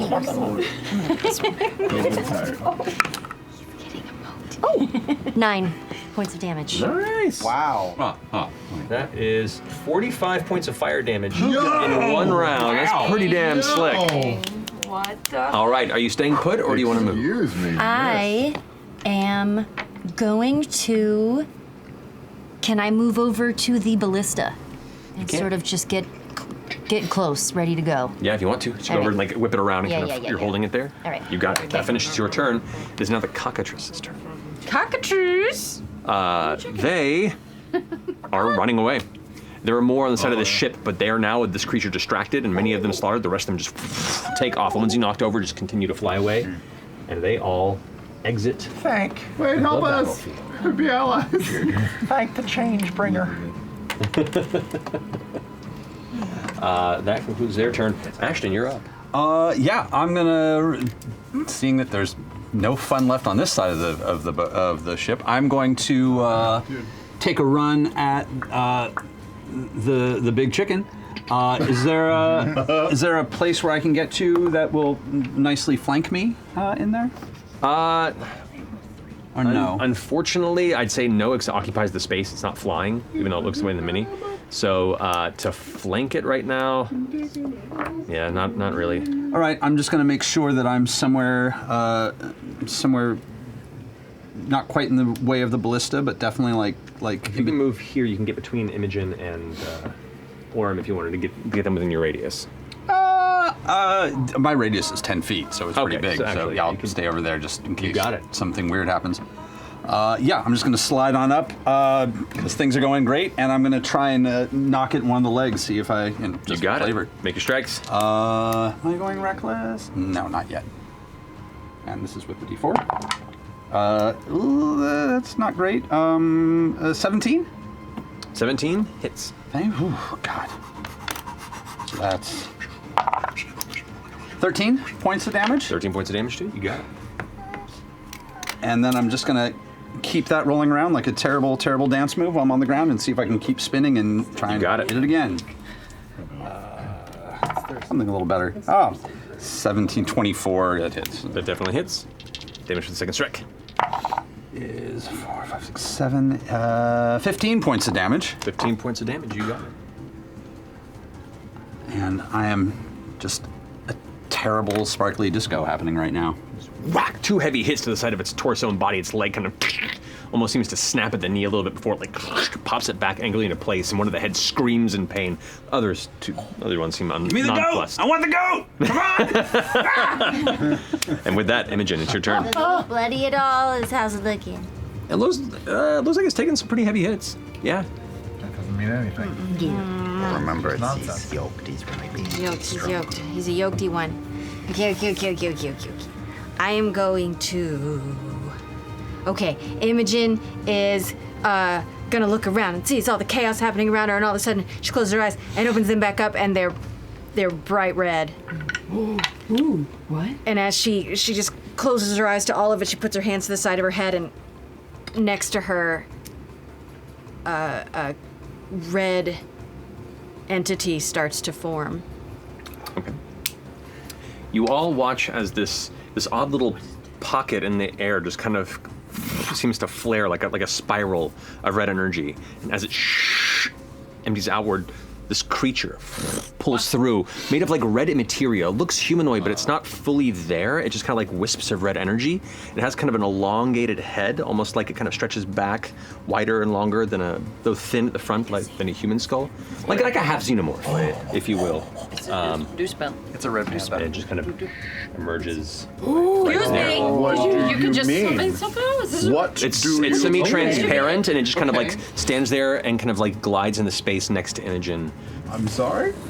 And I'm gonna look over at it and just think at it. Attack.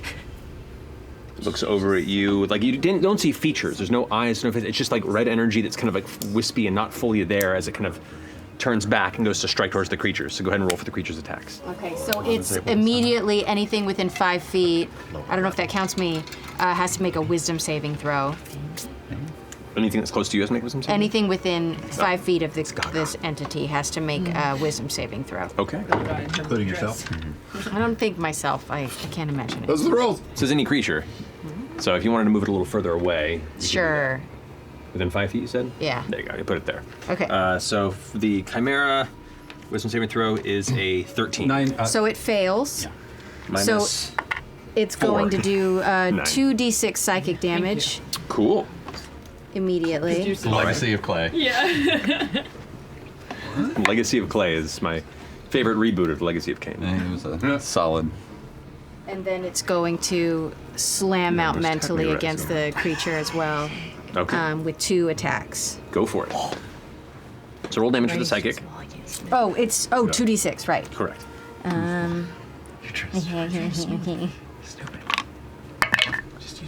7. 7 points of psychic damage to it. All right. And then the 2 are the strike it's going to make. Dang. I'll just do this. Oh, Double spells, yeah. I rolled 13 for both of those, so plus 8 would be. Both hit. Okay. Go ahead and roll damage for the 2 strikes. So that's 1d8. Come on. Okay, 6 plus 3 is 9 plus 4 Okay, you got it. for both of those. So 13 damage total. No, doubled. So because each. Oh, hit I see. is So 13 each. Yeah. Strike. Okay. And with that, after it like seems to focus towards this chimera, and then it just is these claw strikes. It's actually mental strikes. Okay. So they do So it just psychic holds its damage. arms out at the side, and you see like the red energy at the back of the head seems to almost intensify and glow, and as it does, one of the chimera heads like withdraws, and you see almost like a streak of red energy kind of flare off of its head as it does so, and the other head gets hit with another similar strike, and both heads kind of like reel like they just had an extreme pounding headache in an instant. Wow. Is that your turn? Yes. Okay. It's looking hurt. It's looking hurt. It's now the Chimera's go, since it's after you, Imogen. Let's see if it recharges its flame breath. It does not. But it is furious, and is now going to. It's going to focus its attacks divided, one at the new creature that just struck it twice. Blood maledict though. Oh yeah, it takes an additional D8 Okay, necrotic every time. damage for All right. doing this. So go ahead and roll that damage, as it is doing a multi-attack. 5. Another 5 points of damage to that. The blood maledict like seeps into its body, punishing it for going all out this round. But it's going to strike the shade once, and then you twice, Imogen. Okay. So it's going to go ahead and go for a bite against the shade. That is going to be a 13. Nope.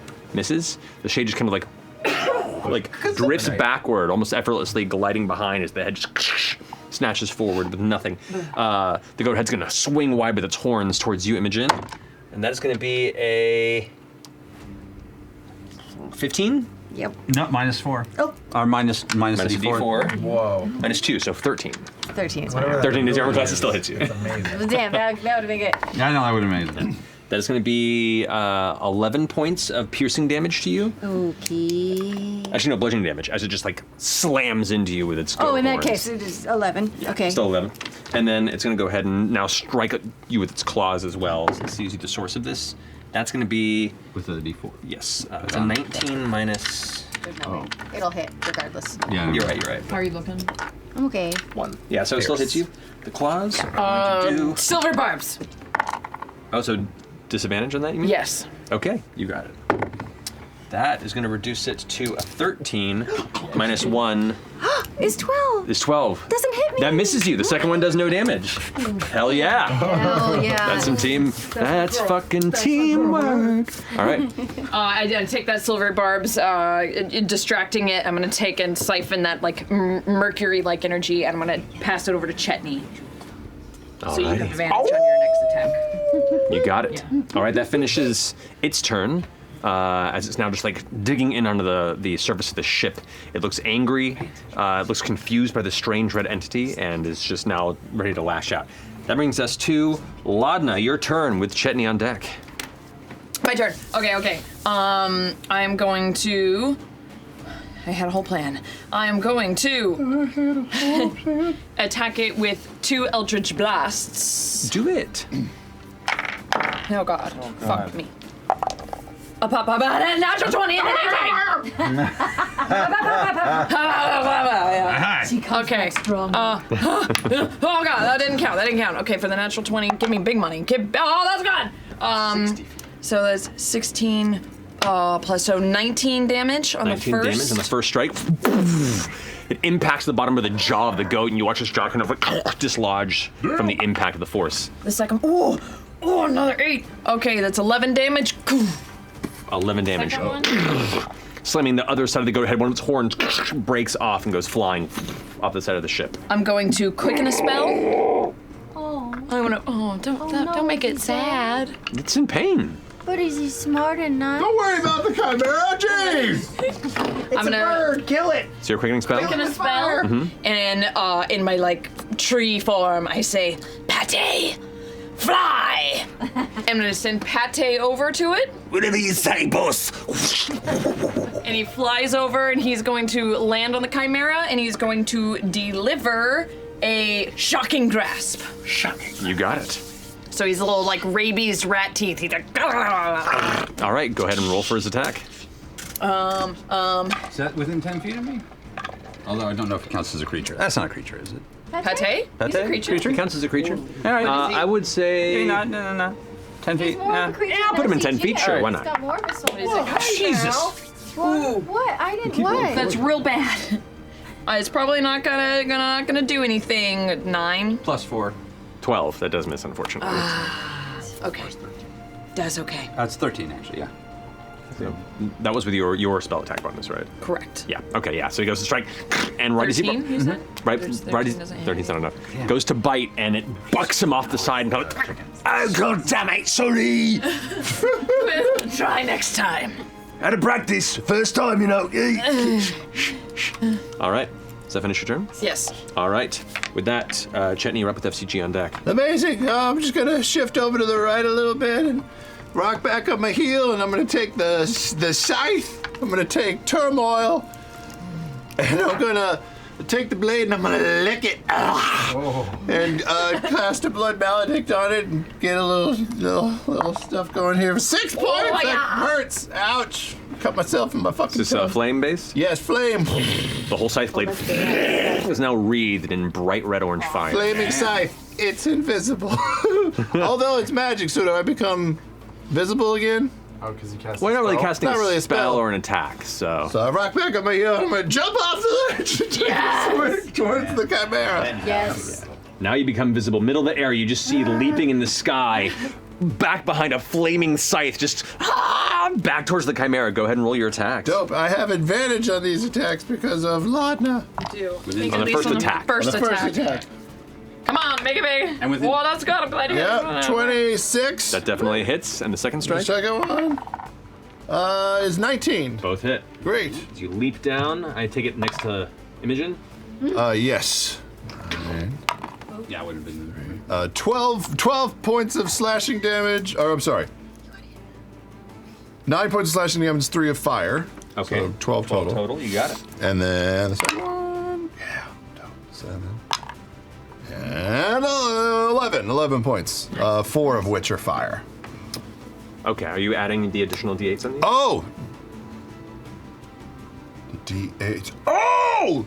Thank you. First time using this weapon. Thank you very much. Oh, from your dope cane? Yes. Actually, remove 4 points from that last one because it should be 6 additional from the blood. And then the thunder damage if it hits. Whoa. Because this thing's fucking cool. 1d8. 6. Second one. 6. 12 points of thunder damage as they slice across. There you go. So as you jump in the air, you hike down, the blade gets stuck in like part of the throat. As you push down, it kind of glides to the ground, splitting open part of its neck. And as you then arc it upward, it like sticks up underneath the dragon head, and like comes through the throat up into the roof of its mouth, and the head's like kind of like lodged on it right now as you have to like holding it in place. It's looking pretty hurt. Cool! Close to the red entity, Chet, you're gonna start hearing like a cacophony of painful like whispers in your head. Make a wisdom saving. Is he within 10 feet of me? He is. Okay. No, he's not. He's actually on the other side of you. Never mind. Yeah. I have advantage on wisdom saving throws against magic? Or is this not magic? Is it a magical effect?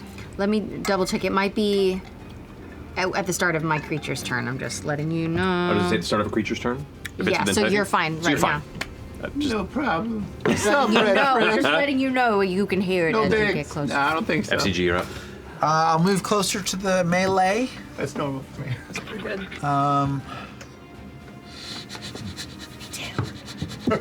I guess I'll first use my.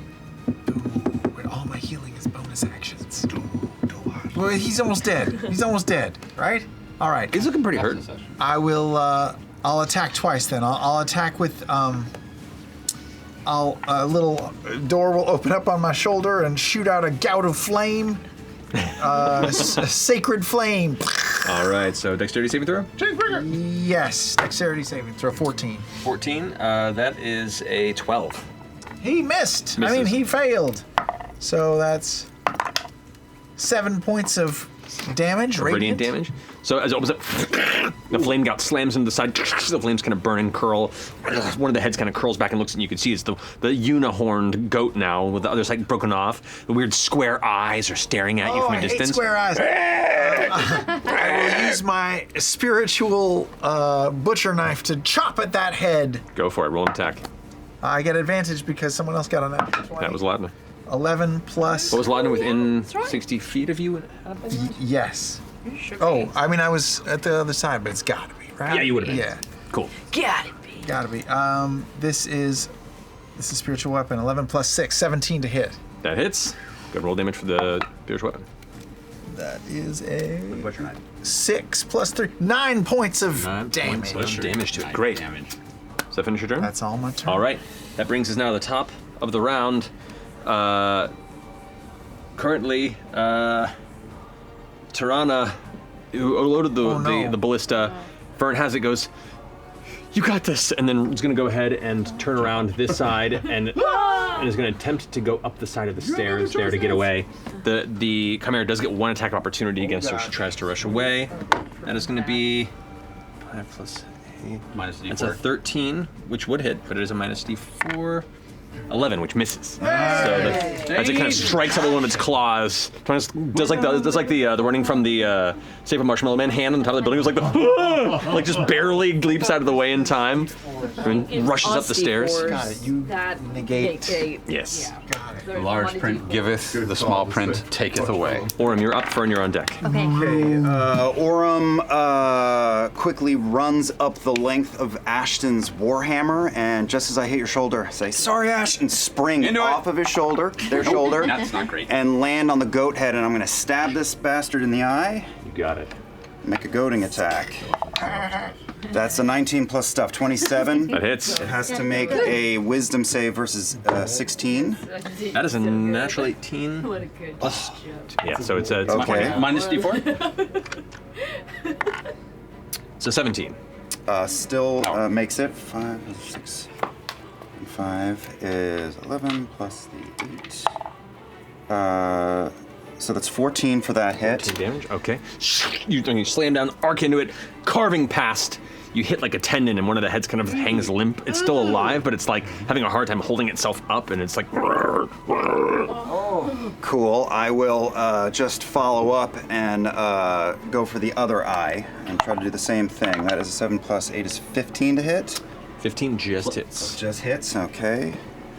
So that is 4 plus 6 is 10. 14 points of damage for that. 14 points of damage? Alrighty.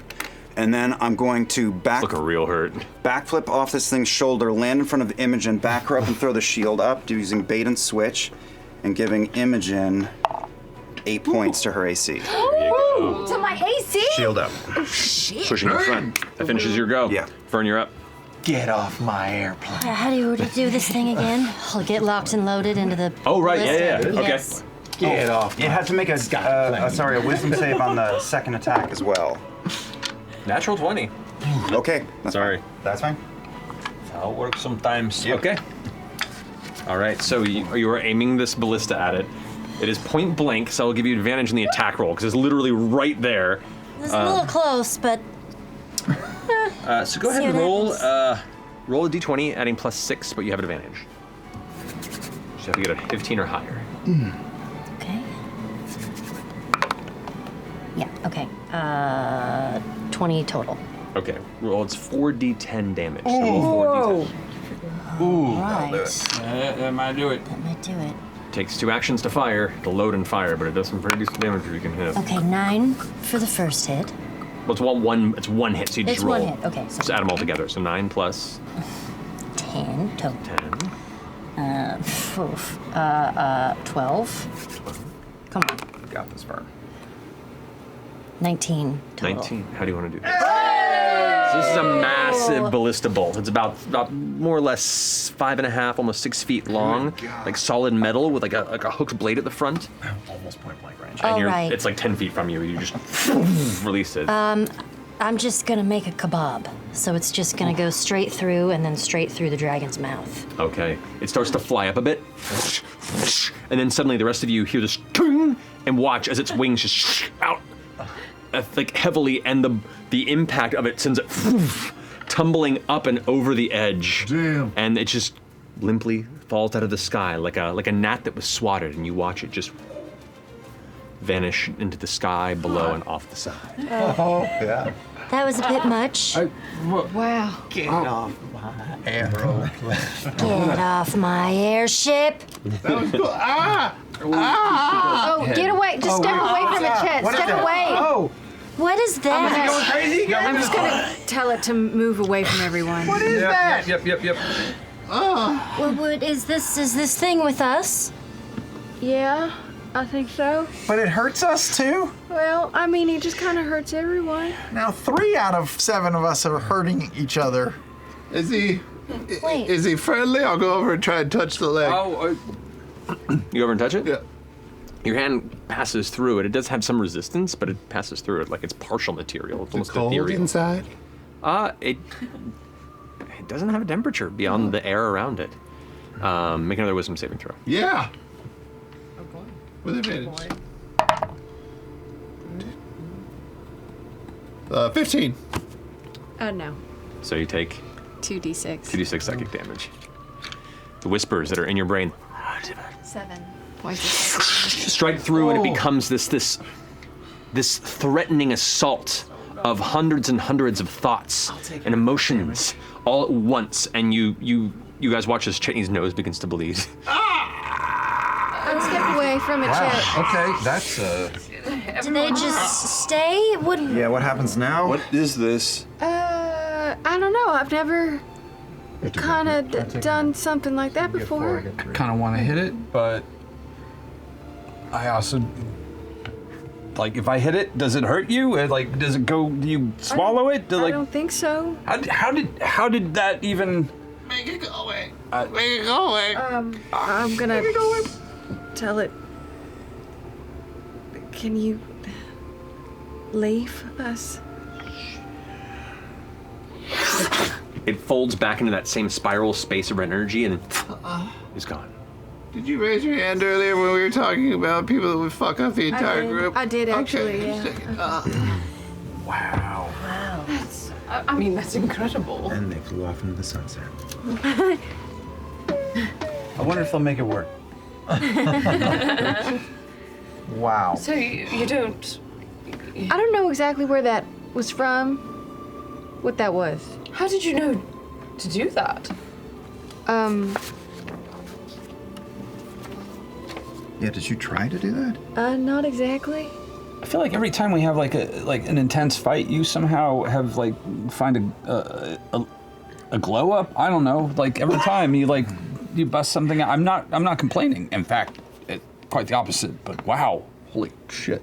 Yeah, you fly, especially on ships. On our Oh, airship. yeah, maybe I should just stay on an airship forever and I become all powerful. Oh my Defeat God. Thul immediately. Every time you would fight on the airship, you get a new thing. That'd be awesome. Is that is it a gift from Ruidus?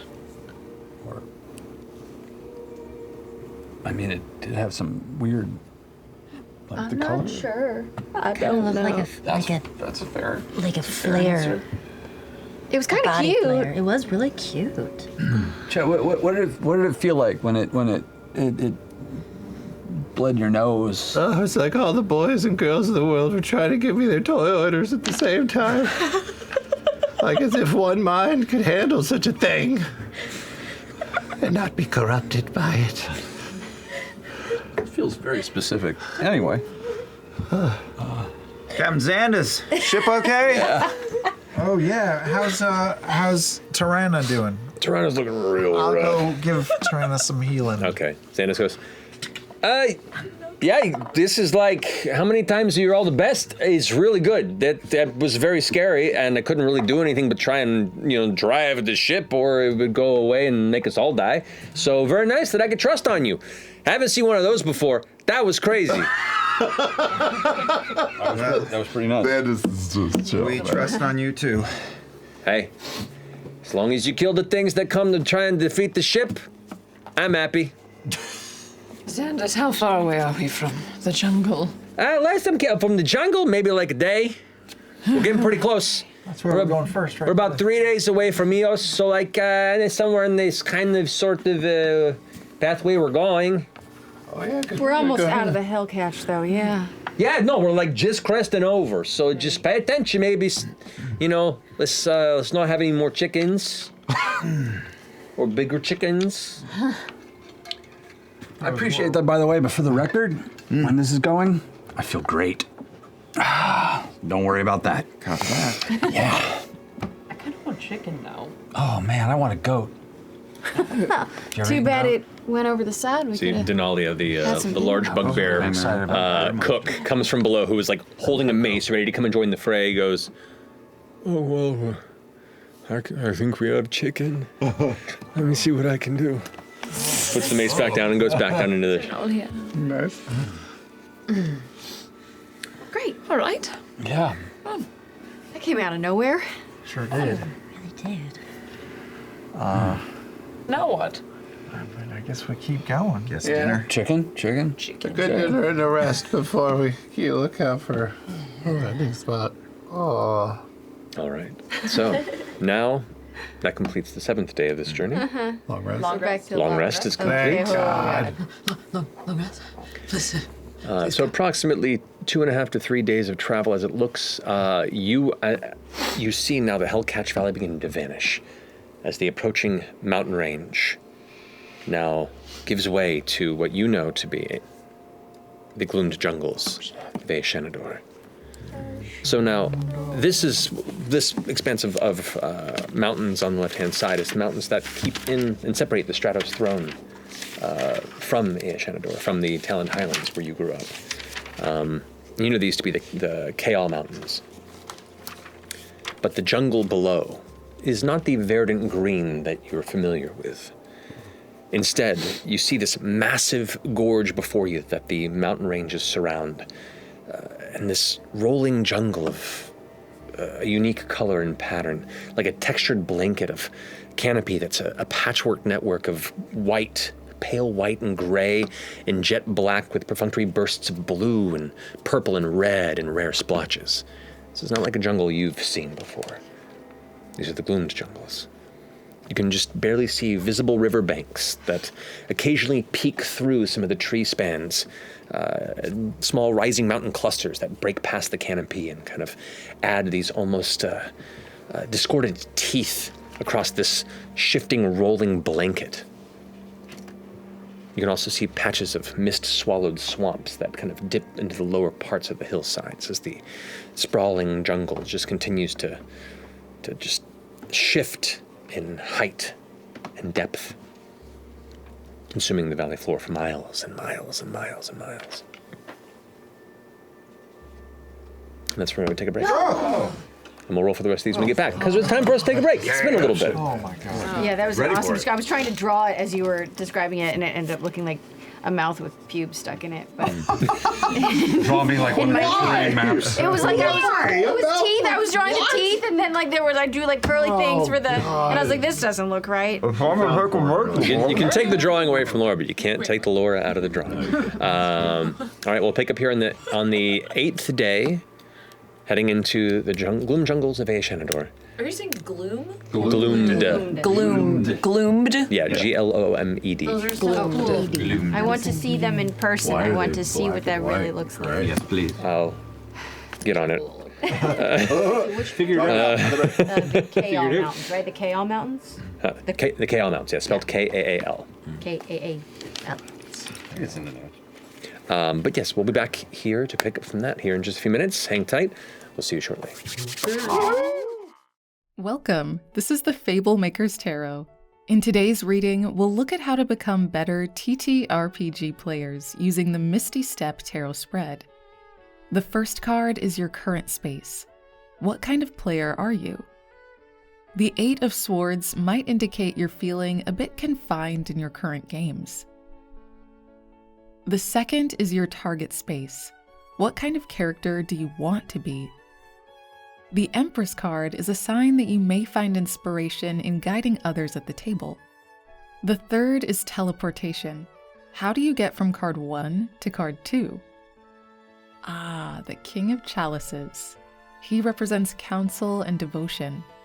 If you're finding yourself seeking change in your games, it may be time to step up as a mentor or teacher, either in-game or out. Thank you for joining our reading. Be sure to try out the Misty Step and other spreads with the Fable Maker's animated tarot deck and guidebook, available now at animatedtarot.com.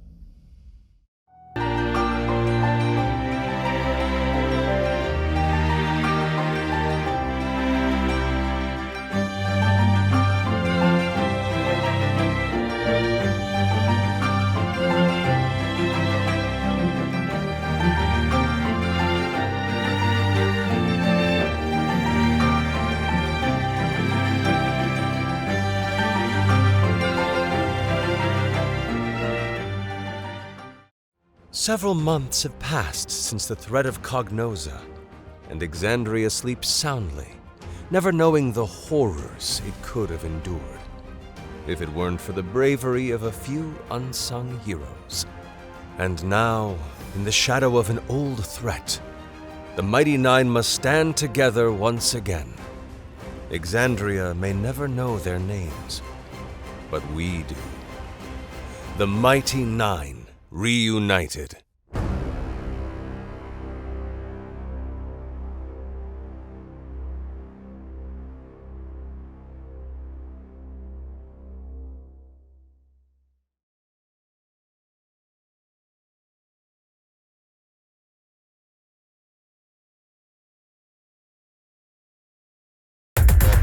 The year 1995. A new phenomenon is reshaping the world. It's called the Internet. 5 teenage hackers are assembled by a top-secret government agency. Their techno mission? Save the information superhighway, or die trying. They are the Code Monkey, the Hardware Whiz, the Gamer Geek, the Dark Web Robin Hood, and the Dude with the Car. If these computer whiz kids can hack the code without being sliced, they will become Generation Nord.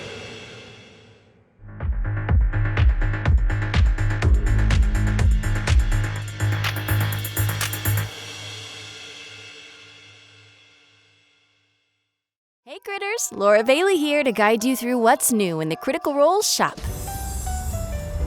Style should be a dumpster, darling. Oh, so comfy cozy. This holiday season, give the gift of effortless style. These holidays, they're just around the corner. This is seriously magical. Roll an investigation if you want. It's basically perfect. Aw, they're so many. And hey, if you want, you could head over to the Critical Role shop right now.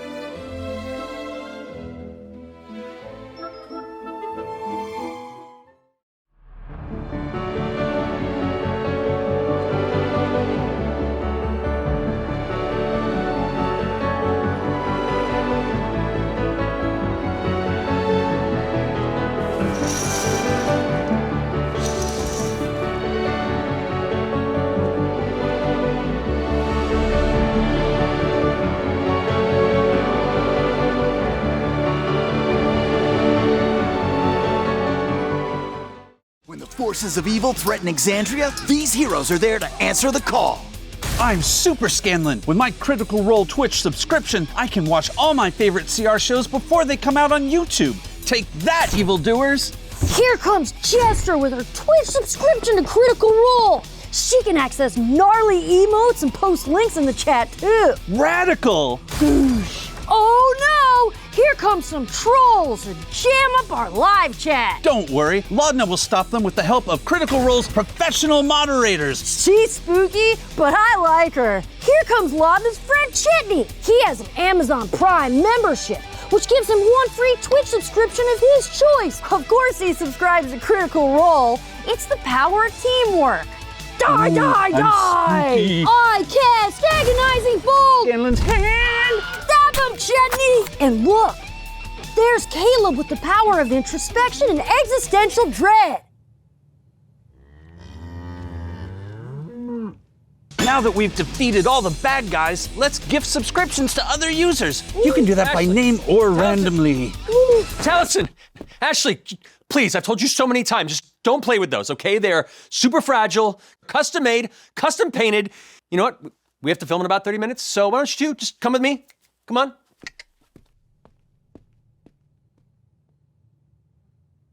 Aw, it's Major Buzzkill here to take away all our fun. Oh, is it Thursday yet, bitch? Certainly die. Oh, good one. Ludus Corpse, take his vest. Would you please stop that? Frog Smash! Subscribe to Critical Role on Twitch and collect all 21 action figures. Alternate forms and familiars not included.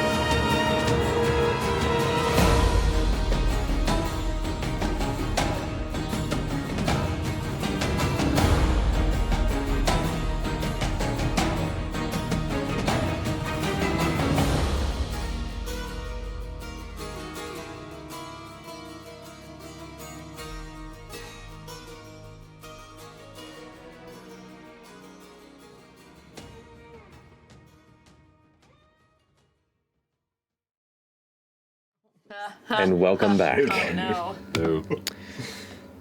So, coming back into the 7th day of travel here, we have begun to crest over the Gloomed Jungles of A. Shenandoah. Oh. That Did you fart out of your mouth? That sure fucking felt like it. That's so weird. I'm Matt, real you really, sorry, you man. really set the mood. I don't know why I try. I was trying to keep it on the quiet here. You and got it half didn't a work. sentence out. And Ashley vomited her kidney on the table. Takes me back. That's a vibe. Look. I'm hollow inside now, guys. There's nothing left. I wasn't looking. All I heard was a fart. I was really trying to make that quiet. It's all good. So I think that's why. Okay.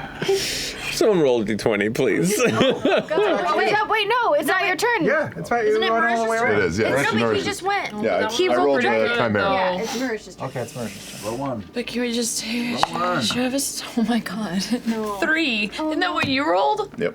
Roll a d6 for me. Oh no. Maybe it'll be Just different. roll up Just 4, 5, or the 6. same thing. 1 or a 2. 4, 5, or 6. Maybe 4, this 5, or thing. 6. 4, 5, or Oh, this one, shut up. Roll high. 6.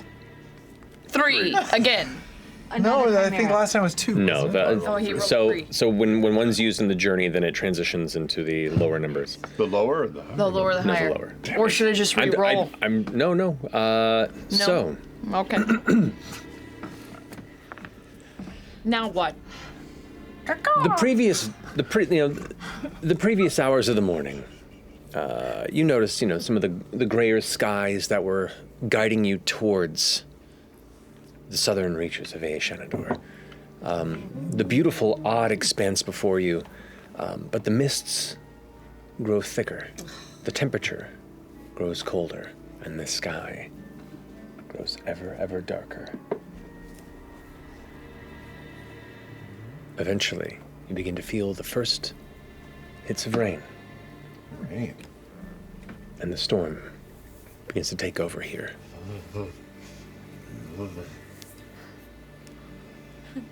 Shit, you never put your clothes back on? Captain Sanders, do you have any, raincoats, ponchos, anything? No, I'm just the driver. Oh, okay. Can you mend his clothes, London? I assumed you had the hat. Oh, you messed up all your fucking clothes, didn't you? No, they're fine. I mean, they're just, Do you want your hat back? I have to sew I just found it on the deck of the. You're wearing that? Traps You don't know where that's been. Keep I have a bunch of ribbon. We could fashion I was gonna say that's a little Like a fit basket for you. weave fleas and bed bugs. sort of shirt. I'm fine. He's wielding 4 chisels. Attack. 2 chisels, 2 glass cutters. The first flash of lightning and the sound of thunder begins to roll over before Xanis goes, okay, no, this is probably not the best weather. We're gonna go ahead and take it down for a little bit, and we're just gonna see if we can wait out the storm. Just get on your stuff. We'll slow down here, and begins to adjust the controls for the intensity of the broomstone as the ship begins to head down towards the canopy of the jungle and ride low. As it does, the water is now falling in heavier sheets. The slickness of the deck becomes a bit of a challenge as you see some of the various materials and crates and supplies that are kept to the side begin to shift as the ship does, like just gliding against the now somewhat dangerously slick surface. Cool. That was perfectly timed. Totally planned. But you are at the northern section of the jungles as the ship slows down. And this is going to lose about half a day of travel in trying to push through this storm. Dope. Yeah. Could we camp out in the studio one night? God, that would be really fun. We don't really get this in California. Honestly, sleep overnight in the studio, just us would be awesome. Like push the Okay, we'll plan something. We'll plan something. But like if we move the tent in here and then we close these curtains. Okay, Anyway, let's do it. Sorry. sorry. Don't worry. We'll stream it. Don't worry. S'mores on a little electric toaster. Those are, yeah, little s'mores makers. But Xandis kind of slows down, kind of rests gently atop one of the kind of softer networks of canopy and has to wait out the storm, which does extend your journey by another half day or so. Are we already in the jungle, though? You're at the very beginning of the jungle. You're like maybe 6 hours in. And we don't know where we're going in the jungle, just that we're going to the jungle? No, the instructions were to land in the jungle and then howl, and the Gorgynei will find you. Anywhere in the jungle? At dusk, specific. At dusk. Is it dusk now? It will be if can't you really wait tell. longer. At the moment, it is not, but with time, you can wait till dusk if you'd like to. Yeah. We're just over the beginnings of the Gloomed Jungle, right? Yes, you are. Okay. Yeah, so I mean, if we're dropping lower, we could find a clearing, or it's one of the tops of those peaks that's kind of poking through the canopies of trees. If we wanted to navigate down, we could. Yeah. Yeah, we should. Is everyone up for that? I mean, we're trying to find out answers about your people. Well, yes, but I think also, maybe the Gorgynei could become like an ally or a resource for us, you know? I mean, who knows what we're going up against, but the Nightmare King, creepy. So maybe we get some more of our own creepy. What do you think they would want, though? Like, what would they get out of that? In exchange, probably furniture, custom pieces. Maybe, are you asking outside of that? Yeah, like why would these folk who've been isolating in a remote place to stay out of the attention of the civilization, why would they want to help us? Oh, it's true. It's really, this is still so new for me. With the recent loss of control, maybe they can teach me to harness it more, or maybe there's more to unlock. Maybe I have to just like dig a little deeper. Maybe I could turn like a 3-headed werewolf or something.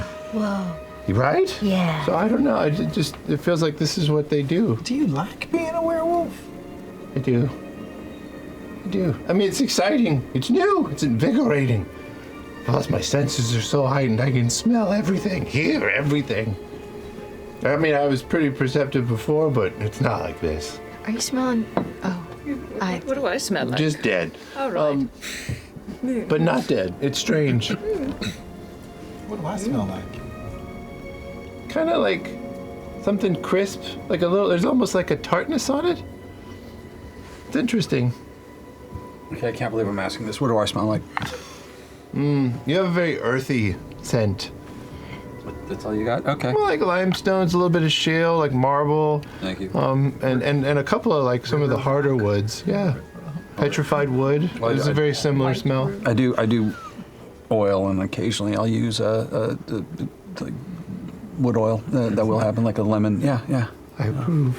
You know, if you just recently lost control because of the rudest flair, what if all of them are kind of undergoing such? We're walking into a nightmare. Yes, what if they're all like, oh no, we can't control ourselves. Ah. Sure, I mean, that's the negative way to approach it, or we can have a positive outlook and it could be like a fucking party. Just a bunch of really awesome werewolves living in a high society, functioning at an exceptional level. I mean, maybe they're like, you know, building towers out of crystal. It could be like Fraggle Rock in there. We haven't seen any towers. Oh, yeah. I feel like if you have issues with moonlight, making it like transparent buildings is probably a really bad idea, actually, when you think about it. You can see right in. Well, we've been talking about this for ages. It's hard to get here, and we may never come back. Plus, I feel like Ajadiel, he knows what he's talking about. He wouldn't have sent us into harm's way. I mean, it's a good point. They're in this dense. Oh, it's not really. Is it a dense jungle? Does it look like it's a very dense jungle with just the every now and then you see slight gaps in the canopy that show like glimmers of river or undergrowth. There is one major road that you see that is kind of carved out of the Hellcatch that leads into Ashenador that you would know is known as the Chalk Step Road. But even that vanishes into the canopy and only emerges at times when it gets to the higher part of certain ridges where the trees are a bit thinner. And there are like rock, mountain outcroppings that, while mostly overgrown, you do see kind of the kind of deep red, almost brown stone that then juts out almost like just solitary teeth. Well, maybe spend a couple of days hopping from outcrop to outcrop so that we have a getaway in case things do not go well. Do see something that's kind of poking through down there if you want to look over the side. I'll take a look. You glance over and you see kind of a little ways off the road what looks to be a structure, or at least the remnants of a structure. Make a perception check. Guidance. Is it a crystal tower? Oh, ouchie. Natural one. Two. Plus one. A 3. Hard pressed to make out much detail from it. Can I take a peek? You want Just because I'm perception check? peeking over the edge with him? It's too hard to see in the storm. There's strong mists, and it just looks like the shadow of almost like a massive middle finger, just looking right at you. Ashton. Do you want somebody to help lift you up? Maybe you can't see anything because you can't actually see over the side of the ship. You need a boost. You need a little That's boost. all. 24. It's just doing 24. You kind of just pop over Chetney and glance over, and you can see plainly through the mist as it kind of shifts by what looks to be like a military outpost, some sort of a stone-built watchtower with like a small fortress battlement, but it looks like it has sustained damage and been abandoned. There's just a section of the tower that remains, like like half of it had been sundered by some sort of assault, and it does not appear to be manned at the moment, and some of it appears to be overgrown towards its base. You mentioned like black, white, gray, and the canopy within like these pops of colors. Do the trees, is there vegetation and leaf on them, or are they dead? The natural one, you have no idea. But can we? Can we see the trees from where? Yeah, they appear to be trees. I mean, they have vegetation. They have leaves. It looks like it's a textured jungle from this distance. Just the coloration is this odd tapestry. This smattering of colors that you don't see often in this sort of flora-based nature. And where we're like kind of parked, are we at the top of the canopy, or have we gone below the? There's nowhere to go beneath the canopy the size of the ship. The ship will not break the canopy. It's sitting like about 10 or so feet off the top of the canopy, and it's just slowly gliding across, kind of following the height, and that's where you saw the kind of the ruin off to the left-hand side of the ship. Captain Sandus, while we're waiting out the storm, can we at least pull over closer to those ruins? Oh yeah, sure. By all means, we'll go ahead and get the that ladder put off the side if you're feeling fancy about exploring, and then we'll, check it out, I guess. And it cruises over. Maybe we catch a whiff. You catch a whiff of your friends. Yeah. They automatically have to accept you, right? No. Oh, they could not like you at all and when chase I made us out my of the way woods. through the Flocat Alps and into the northern part of the Savalier Wood back in where I came from, I came across another group of people like me, and Rudina, she always said, like, you learn from the wisest, but there's a pecking order, and you had to kind of earn your place. Should have like a code word in case you want us to, instantly fuck any of them up. Yeah, well, there's a code word amongst the wolves. You say, "Ba-ram-you." No. Then they'll know we're coming. No. Yeah. Wasn't your friend? Was your friend also a werewolf? Durgy, or what was his name? Gurge. Durgy. Great name. Durgy. Yeah. But he was just the contact in Drusar. Again, I'm just trying to learn more about this. They it didn't go well before, so I'm hoping for some instruction, maybe. Did they kick you out? Kind of. Did they kick your ass? No. But I was given a kind of a warning. Kind of an ultimatum. What do you mean? What kind of an ultimatum? Elaborate. Well, it's they consider it a gift, but it's something they keep kind of, contained. So if you're careless with it, or if it starts to spread, they'll rein that in sometimes. What does that mean? Were you spreading it? No, I haven't been, but I think there are times where it can kind of run amok and people get the wrong idea and are careless with the gift. So if you would have potentially bitten. Yeah, that would be bad. I think it's transmit. That's how I got it. You were bitten? Yeah. By who? By Gurge? No, I was just trapping for food in the Savalier Wood. I made my way south out of Uthadern, and so I was just living, doing my own surviving. Insight check. Yeah. Oh, you want them both? Yeah. Both of you make an insight check. Jesus. 16. You can roll a persuasion or deception check, your choice, and then give the answer based on what you think best fits it. Persuasion check. 13 plus 0. It's just the truth. Insight check. That's a Travis inside check. So then would that werewolf be in trouble for spreading it since they bit you? Oh, I killed that werewolf. How? Well, I'm pretty crafty, but he was already a little fucked up. Anyway, he bit me, I killed him, and then he changed back, and that seemed strange. And then there was a group of people that I think were hunting him. Oh. Yeah. Like post-mortem, he changed back? Yeah. And then did the hunters hunt you instead? No, I think that's kind of where the choice comes in. They give you a chance to, try and control it or see if it's going to go the wrong way. Some people just lose themselves to it, I guess. They get so excited by the primal nature of it, You can see. How quick did it set in? Calm down. The first moon. First moon. Yeah. What do you mean the person who attacked you was fucked up? He was already kind of damaged. Oh, I see. I see. I caught him in a trap, a snare.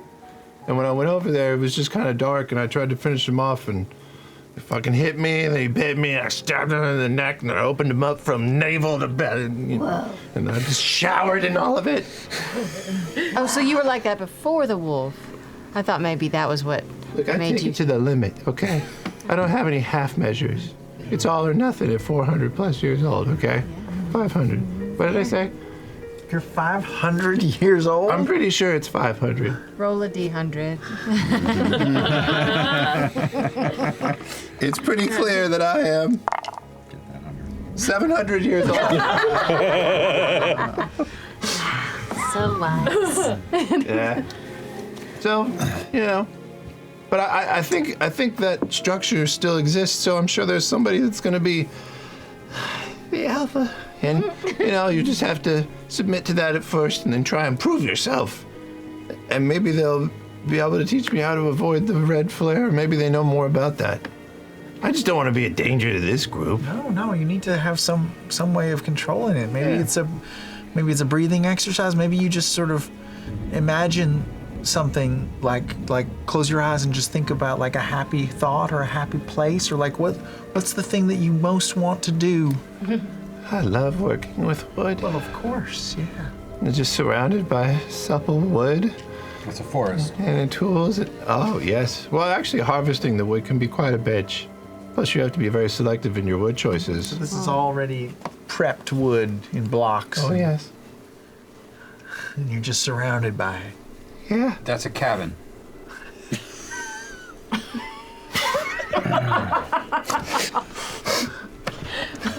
A cabin. I have a dream now. So, when we to aspire to, when we run into the Gorgynei, what do you want us to do? Do you want us to just stand behind you and look badass? Do you want to? We'll let you take the lead, of course. I think animal behavior is kind of a play, so you don't have to be totally submissive, but maybe just a little acknowledgement of them. If animal behavior's at play, does that mean that you're going to have to challenge the alpha for respect or anything? No, not unless I wanted to be the alpha. You are the alpha. It doesn't say that on your arm. Recognize the alpha. Most people would not look at me and think, yep, there goes an alpha. You have to find it inside of yourself. Recognize it in your day-to-day life. FCG, there's an alpha in all of us. Even in me? Sure. You don't have to be subservient to anyone. But that doesn't mean we're gonna not be subservient to the Gorgynei, because they'll fucking tear our heads off. All right. Right. It's I don't want to lead them. I want to learn from them, I think, and maybe recruit them into our cause. But Gordy throws the ladder off the side of the ship. Just off the side as the. Yeah. If you want to find out, you gotta fuck around. You ready? I'm ready. Does everyone want to come with, or maybe I should go first? Or We all have to go. Let's all fuck around. Are we going to tell them that you went to another level when there was a flare, or we're gonna leave that alone? maybe we'll get there. Okay, we'll take your. You take just the in lead. case I'm like a super werewolf. Yeah, because you might be. Who They knows? might not know anything. They might not know anything. You might be the first they hear of this insanity. Insanity is a word choice. Okay. Okay. Lunacy. Start waking up. As Follow him down. you all begin to climb down, the rain battering you, you keep around you whatever the thickest amount of clothing and protection against the elements you can muster, and one by one travel down. The rope ladder at this height hits and gathers at the top of this tower. As soon as you step on down and kind of land, you can see the canopy is maybe about 15 feet below the apex of this. And you can see what looks to be a mounted structure where maybe like a like a spyglass of some kind was once there, but it has since been pulled off of its mooring and is nowhere to be seen. The stone top of this tower is about half crumbled and vanished below, and it looks like most of the tower is kind of fallen inward except for this one little portion at the top, which is about 15 by 10 feet. So all of you stepping onto it, it's pretty close quarters. But it looks like there's at least enough of the tumbled ruin down below and some of the roots and vines that have since been kind of draped over it or have grown through the broken stone that you could probably climb down without too much of an issue to the lower portions if you'd like. Is it raining on us? It is still raining on you, yeah. Does it feel stable? It feels stable enough where you're standing. Okay. Did you ask the same question Oh, we at the same did. time, and then you apologized to each other, and then he asked the same Oh, shit. question? It was pretty great. It was pretty great. I thought you were clarifying for me multiple times. I was like, I get it. On the Jeez. same wavelength. Can I cast Mage Armor on myself? You may. Thank you. Do we want to be a little quiet? I can help us be a little quiet. Well, we Seems want to wise, find right? these people, right? Well, I Sure, think but nothing else. I think they come to us. I wouldn't venture into these woods. Since they're such a smell-based people, should we make a smell so they can sense us? Can you make, other than being named after one, can you make one? I don't smell things. I don't know how it works. Can you guys just sort of produce a smell at will, or does Or does do that another not? mouth fart. Some of us. Let me drink some more Dr. Pepper. Well, we already have instructions on how to find them. I think we're just But like I have incense or something if you wanted to like. we howl at dusk. I feel like I've asked you before. Why do you have incense? If you can't smell. I mean, it's a spell component. I was softballing. Okay. I found it. Do we remember? But as the storms are Because rolling when in, I do smell, I'll be able to smell that first. do we have an idea of how far away dusk might be, or can we tell through the cloud cover? It's probably a couple hours. Like it's not too far away from. So you guys been traveling for the better part of the day, and then even coming down to the storm in these conversations. So it's maybe 2 to 3 hours away. I guess we could venture into the wood a bit. Do we want to be quiet in the woods, or do we want to make noise? No, we should be quiet. Quiet's good. All right, everybody gather around. Do you want to make a smell? No, No? I don't think so. Apart from the one you already make. I kind of want to stick to the instructions on this one. All right, let's pass without a trace. If we're doing this, then I'm gonna pass without a trace. Okay. So you cast Pass Without a Trace. The rest of you begin to slowly climb down the slick, exposed stone exterior of the partially destroyed military outpost. As you begin to track down, loose stones begin to stumble off and clack down below, and you also hear the sound of critters that have made a home of this kind of hollow, abandoned space that begin to scatter about and vanish into the surrounding jungle. You can see now that this was blown open. There are signs of heavily burned and destroyed wood. It looks like it's been picked clean of anything of worth and use. And it's more than anything, it's just a reminder of the Apex War, the pointlessness of what it wrought in the end. But it does offer momentary shelter from the... God. It does offer momentary shelter. That is so dense. This guy. Humble, if nothing else. If nothing else. You should have given the award her shoes. That is the best part. That is the best part. That would have been amazing. Perfection in post. Yeah. But you have a bit of shelter here from the immediate cold dampness of the storm as you kind of find it more peaceful beneath the canopy here, though the lack of verdant green and instead the gathering of the blacks and grays and purples make it a unique jungle atmosphere. Can I give it a, now that we're under some cover, just a smell? Make a perception check. I would like to separately, with ears and eyes, back up Johnny. You as well? I'm going to use advantage with heightened senses. You got it. 15. Okay. 15. Glancing about, it's unique. The bark of the trees, now that you look past the canopy, largely sits in the spectrum, and it is, it looks like most of them are a very pale bleached white with almost like a thicker, darker, deep brown burgundy, in some places almost a black secondary bark coat that it almost looks like a venom symbiote type growth on it, but it is part of the tree's bark that kind of just wraps up and around, kind of reaching up into the branches. It does smell like a natural jungle. There is, I will say, a unique kind of a fungal quality to the smell, to the earthiness there, that is unique than maybe some of the jungles that you've wandered through in your past. Just off of that, I'll relay, just in case, look out for any growth, like fauna that might produce a spore. Just kind of watch out where you tread, just in case. Get a little set on the tip of my nose. Wow.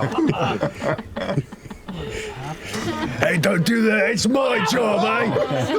It's more business. I'm just such a fan. Okay, just... Sorry. I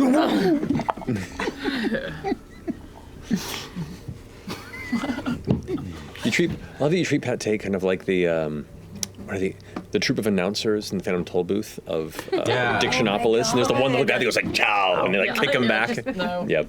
Not now. Weird tangent. Watch anyway, Toll booth. It's worth watching. It holds up great. Every time. Every time. But are you waiting for the dusk? Yes. Okay. Well, the transition is more challenging to gauge under the current conditions. The light does begin to dim, and there is a faint coloration change to where you denote this to be likely around dusk. Okay. We're gonna do this thing. Light this candle. You ready? You want us to do it with you? No. Oh. We want to give a sense of strength as we howl. Strength? It's no offense, but just watch, and I'll grab like my Adam's apple, and I'll just rip down my body like a zipper on a hoodie. Just peel off gently as the giant wolf. I'm gonna cast enhance ability on you, and give you Eagle's Splendor. I know eagle is not a wolf, but it's a wolf eagle. Okay. Advantage on all charisma type checks. All right. Nice. So as you howling style tear through your flesh once more. Every time. Do you have?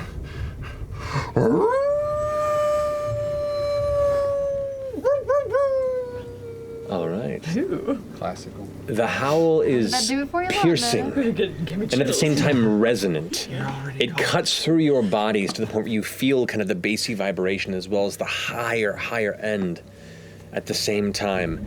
It would send your blood cold if you didn't know the source. And even knowing the source, you can't help but be even further impressed by the beast that is forever hidden within your gnomish compatriot. Go ahead and roll me, because of your spell, go ahead and roll 2d20s for me and just tell me what the higher number is. 10. Oof. 10 is the highest number? Gross. Okay. 10 over 2. Go with the 10.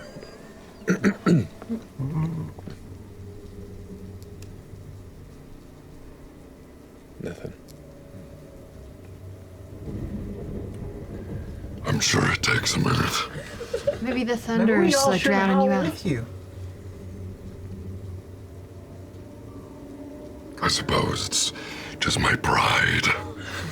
But won't they know that it's not a wolf? You know, like when you try to talk to an animal sometimes. I'll just ears shifting for any kind of like crack in the foliage, any movement, anything. Mm-hmm. Make perception check. Heightened senses. Yeah. 12. Okay. Listening out through the sounds of the rainfall across the numerous branches and leaves above. Nothing catches your ear. You wait for a good solid hour. Oh, shit. Oh, I think oh no. What? Maybe before the hour is up. I'll go, all right, fine. Team effort. Well, what if Fern turns into a wolf? Yeah, I could do that, definitely. I'm just... I think I can only hold it for an hour. Double check in there. Correct. You can take a short rest to regain it, though, if I correct. That's true. Yes. I thought it. I ain't gonna say it. All right. Should I help you? Sure. I'm a wolf. All right. So I'm a wolf. Just remember, I'm a wolf. You can all join too on the count of 3. 1, 3.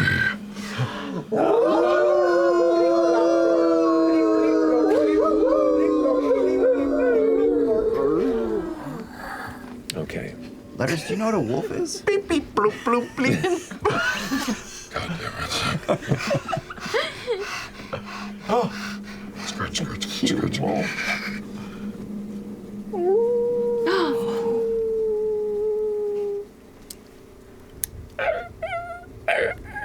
That one sounded hurt.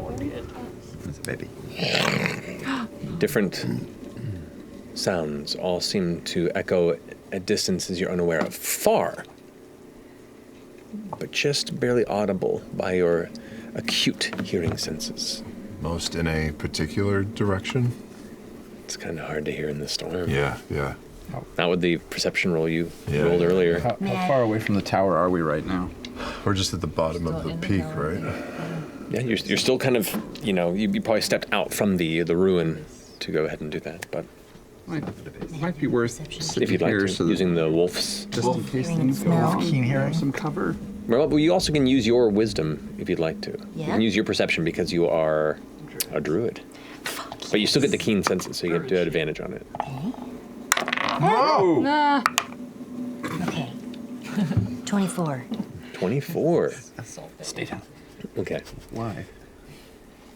The best you can tell, they all are in kind of an eastward direction of where you are, and they weren't directly in the same direction, which means there may have been a scattered troop. It sounded like they were... I'll drop the wolf form. Okay. Well, the storm's not letting up, and it sounded like they were a bit away. We could take like a short rest and just see if anyone comes closer, and then we could head in that direction. Nobody finds us. Does that sound all right? Yeah, sounds great. We can. There's probably enough cover in this thing for a little bit and get out of the rain. How long can you stay like that? You're a wolf. Shit. She can understand. I can hear her. Yeah, scratch the ground. I ask her mentally, how long can you stay like this? You can answer me. Give me 2 seconds. She's doing some math. I can do it for 3 hours. Oh, wow. 3 hours. Okay, well, maybe you and I will just keep our noses to the air and see if anyone comes our way, and we'll start a short rest. I'll just Okay. post outside. Okay. As the rain continues to fall, the color gets darker and darker, and the gray storm above becomes the black abyss above. The cold rain does not let up. The occasional flashes of lightning light up the canopy from above, like this dull glow that just and then fades. I'd light a small fire for us. Okay. Burnt charcoal and broken wood around. Easy enough to do. There are a number of shards of broken furniture and such that were kind of left beneath the protected and uncrumbled parts of the stronghold tower. So you go ahead and make some kindling and set a small fire as you all rest for a bit. Orm's gonna sit on Fern like Son on Moro the Wolf. Yes. Continue to watch out. Are you under the canopy or are you in the rain? In the rain. I'm going to use my mage hand above them just to keep the rain off of them. Okay. I'll help gather some wood. I like the rain.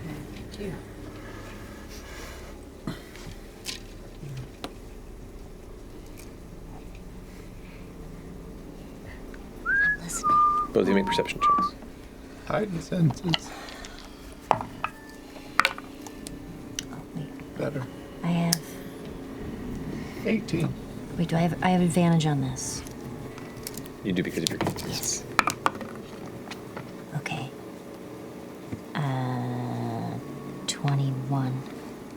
21. Okay. 22. Sorry. 22. Yes. That makes a difference. Okay. As you're all kind of sitting around the fire, kind of glancing about, Fern, in your wolven form, you glance over and see as Laudna is by the fire, just kind of, trying to keep warm, kind of staring into it, a shape seems to drop from one of the sections of stone ruin that's open in the wall, and just kind of I'm gonna tense so Orem knows. You don't know this. I'm gonna tense up so Orem knows and point with my nose. Plus we have mental connection, just so you Yes. know. You glance over, and in the shadow, all you see for a moment is the flash of 2 yellow eyes, as it seems the light catches something animalistic. Imogen? So, there's something out here. Something out where? Outside. Is it outside or is it inside? There's a stone wall behind Laudna, and there's a section of stone that is out of it, roughly about 2 feet wide by about 3.5 feet tall. Looks like part of it's crumbled inward, and a shape just kind of glanced through it and then darted behind it. Point blade. It's behind Laudna? Is keep what you said? looking around. Did I say that? I don't know. Did you? Or did he? I think he did. Jungle pigeons. We didn't complete the short rest, right? You did. It's we been, did. It's been like an hour and a half. I take out pate. I used to do this with you all the time. Yeah? Do an interpretive dance for me. You throw him in the fire? Dance for Mama. Shit, Mama. Sing for me. Make a little shadow puppets on the wall. Do a little dance. All right. Just give me a theme. Something to work with. Oh, all right. Well, we're in this old tower where there used to be a war back in the Apex War. Yeah. So give me a tale of battle and death and horror. All right. I need some music. Okay.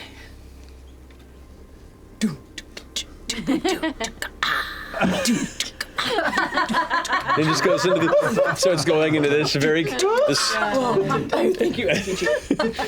this oddly disjointed, horrifying, but beautiful journey of.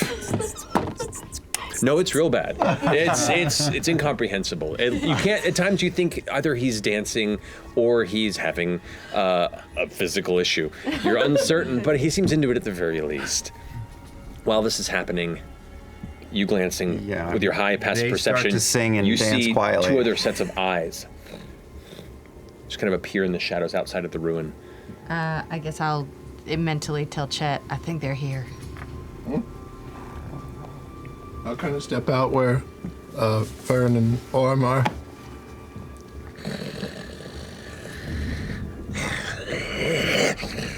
And you see, as stepping out of the rain, hood up, a humanoid figure, wide shoulders. Looks like in one hand is a giant hammer. Just this massive iron head on it, and this tightly leather-wrapped long handle. It's probably close to 7 feet long. It looks to be about a 6.5 foot tall figure. It steps through, and you can see what looks to be dark gray-brown hide armor. The cloak itself is a jet black coloration, and beneath the hood you can see what looks to be the snout of a deep red-orange tiger. Deep red-orange tiger? There's a weird What? Tiger. The hood pulls back. You can see the kind of wild spiked hair, this mane that curls back over the tiger head. The eyes now, with this low light, is just the firelight hitting it, and it's causing that unique kind of flash of glow and color as it shifts its head, looking and taking all of you in. You're surrounded. But you called. Tell us why, before we cut you down. I told you, kill or be killed. I come seeking an audience with I spelled this terribly. Davashila? Davashela?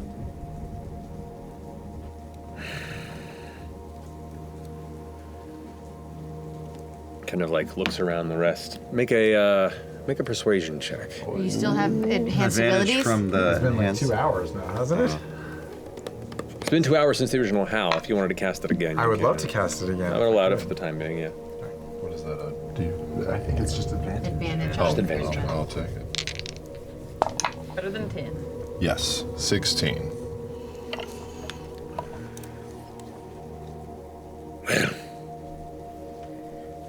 You found her. Awesome. It's an honor.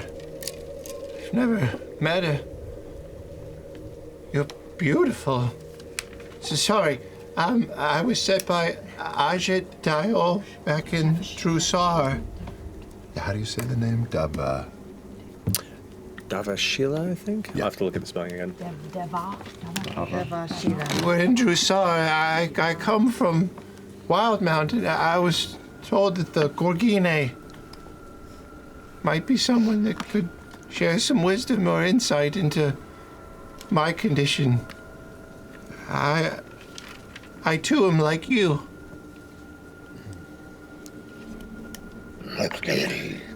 Snaps. And then from all the other sides, you see what looks to be 5 other figures step kind of surrounding your troop. You see one lithe, thin, what looks to be a panther, lycanthrope with jet black fur, one kind of milky white eye, and what looks to be dark brown leathers with 2 short swords kind of out to the sides that just kind of like leans in. You also see, dressed in pale gray leather with metallic bracers, another werewolf. This one with a wide back and what looks to be like a stocky center. And this one has a heavy crossbow in its grasp and it's kind of like leans forward. I am living right now. Beyond that, you see another werewolf, one massive wereboar with like a dark gray kind of wiry tuft fur across its body and a large snout with tusks that curl outward, as well as what looks to be a massive bipedal grizzly bear of a man. We're in Centaur world. More or less. This is awesome. I say in my head to everybody. Does the wereboar or the werebear have any armaments or weapons on them? You don't see any at the moment. It just looks like it's kind of like cracking its knuckles. He doesn't need him, he's a bear. You don't arm bears. So, you have our attention. The right to bear. What is it you seek with us? I seek to learn more about my gift. It's relatively new to me, but I find it makes me more powerful, more savage, more desirable.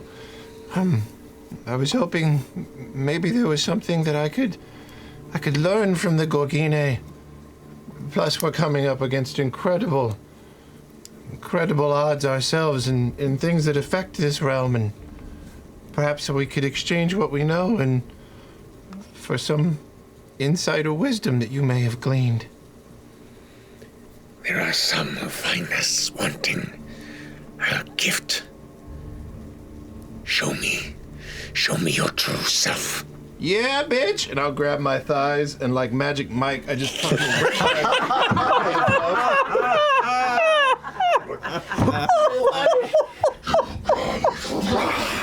and I just start like a fucking flash dance. And I go over and pull on a branch and like rain falls down. Yep. Like, Yep. Yes. You can that. He's gonna live forever.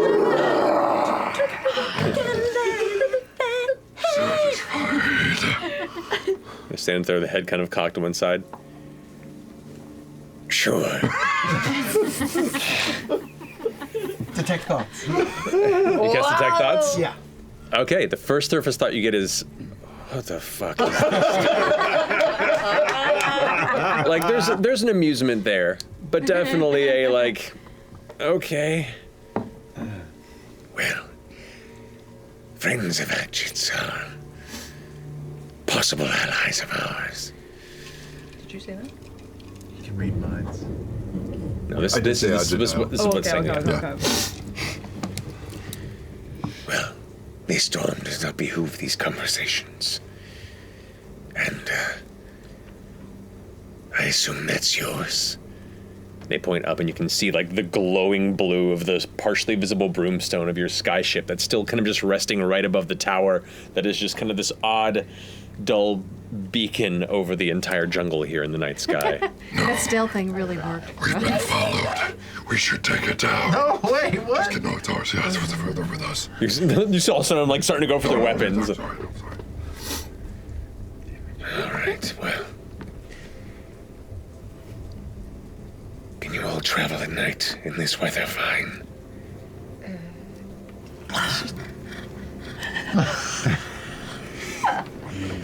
And your ship will be fine to stay here. Yes, we'll communicate when our return will be. Right, Imogen? Yeah. Tell him we'll be back. When will we be back? We'll just call him when we're ready to come. I'll call you when we're ready to head out.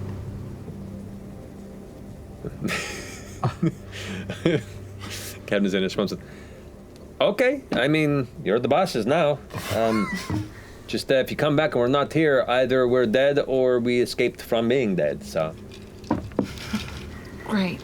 Cool. Hopefully they don't die while we're here. Maybe we'll let them know. Okay, we'll see how it goes. Yeah, okay.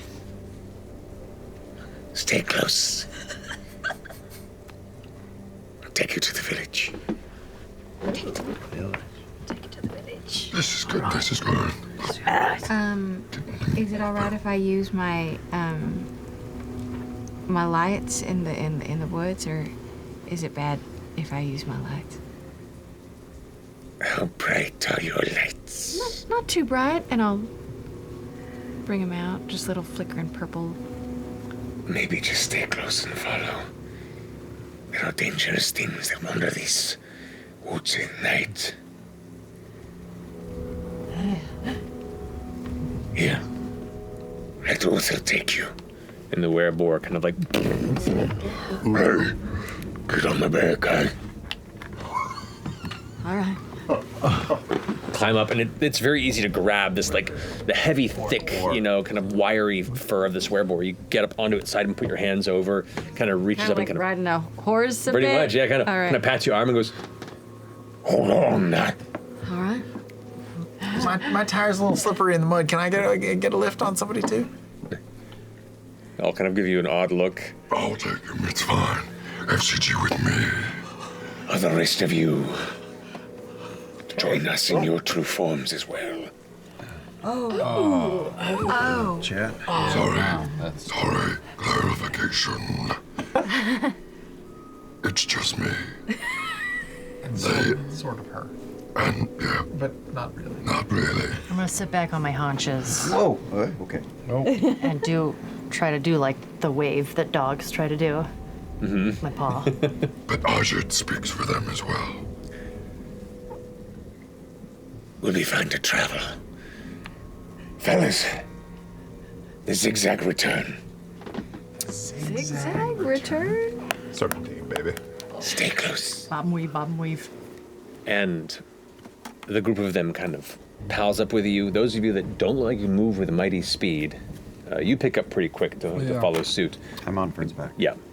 You go jump on a Fern's back. You get grabbed by that, and the two of you actually are allowed to join your choice of current members, if you'd like. You want to ride a bear? You want to ride a tiger? Ooh, a you want panther? To ride I don't know if I have dark vision. What's your fantasy? How bad is not having This dark will be vision dry. right now? The panther definitely matches my aesthetic. I like to be monochromatic, so. Yeah, how bad is not having dark vision now? The goth lycan. Not having dark vision? Yeah. It's not great. You can see shapes in the flashes of lightning, but beyond that, it's pretty dark. I'll partner up then. Yeah. Okay. I go up to the panther. And, hello. Hello. Who? Nice to meet you. I'm Lodna. I'm Manad. Manad. Kind of grins, and you can see there's like a kind of starkly green eyes, and just kind of a warm smile that when you get up close, you kind of see there's kind of a half-cocked DreamWorks grin to this panther. You know, I have a scary form too, but it's not like werewolf stuff. But I can be scary if that's more like appropriate. I mean, I ain't gonna get in front of you. Just go for it. Oh. Okay, so I get on him. Does it make you heavier? I don't know. Does it? I'm a former drum maker. I'm made of paper. I was gonna say you probably weigh like 10 pounds wet. Yeah. I wrap my arms around him, and I put my hands together, and I transform, and they kind of meld around his rib cage to almost make like a bark shape around him, like a bark skin armor, as I latch onto him. Not gonna lie, kinda hate it, kinda into it. We good? All right. Let's go. And they all start taking off into the forest, kind of just all darting off. And you watch as they go. As you travel as a pack, it's like pushing through the midst of this heavily rained jungle, pushing past, jumping onto the edge of jungle trees, then leaping off this direction. They are definitely taking not a direct straight route. They are traveling at odd angles. And within about 20 minutes of travel, you realize they succeeded in what they're trying to do. You have no idea where you are or what direction to travel. They have obfuscated the path to wherever their destination is, except for those who are currently guiding themselves, which is, looking at this troop, just you two. Both of you make a survival check to see if you can recall the path that you are being led through. Survival, advantage. Let's cact. To follow tracks, hunt one game, guide your group. Yeah, so advantage. 17. 17? 12. 12, okay. Technically, would you be assisting with this or no? Yeah, since you're on. Do you have dark vision? No. Oh, never mind. Oh, wait. No, I don't. So. Then no. So you may be able to retrace your steps from this path. It would be another roll to do so, but at least you have it locked in your brain, a possibility should you need to. Okay. But pushing onward, close to almost an hour or so of travel, their mighty, angry, growling, snarling hunt sprint begins to slow to a more moderate pace. And then, one by one, their forms begin to drop into their less bestial forms. The werebore, Uther, as you kind of like, and you're now clutching onto the back of a cloak. Lucy, you look to see a human man in his, what looks to me like late 50s, early 60s. Short gray hair with kind of a bushier beard. Just kind of gather around his face. He's got like a medium tan skin, and looks like missing like a tooth or two in the front of his jaw, but he kind of looks over the shoulder towards you. Hey, sorry. No. Thank you for the ride. We're close, but thanks for hanging out. Wait, what was your name? Uther. Uther. Thank you. Nice to meet you. You as well. You watch as Manad transforms from the panther into what looks to be a scrawny orc of gray complexion, long kind of black tangled hair over his gray skin, big tusks in the front, and a goatee that kind of frames the space in the front. Well kept for a figure that lives out in the middle of the wilds. Still the same piercing green eyes. Turns around and goes, "Well, nice to meet you. I mean, formally face-to-face compared to how it was before, but... Pleasure to meet you too. Yeah. And hope that wasn't uncomfortable. If you don't mind, yeah. Splinters. Yeah, no, I'm good. You also see the were-tiger revert into now what looks to be a female human in her late 40s or so, with short, dark red hair with gray streaks in like 3 places that kind of just push to the back. A very intense expression, kind of a severe, almost perpetually clenched jaw. And at no point does she seem to look more than ahead and kind of looking around the surroundings. All right. Welcome to Baranak. And rounding a bend, you can just see a glimmer of almost this firelight, kind of just refracting off the wetness of the nearby trees.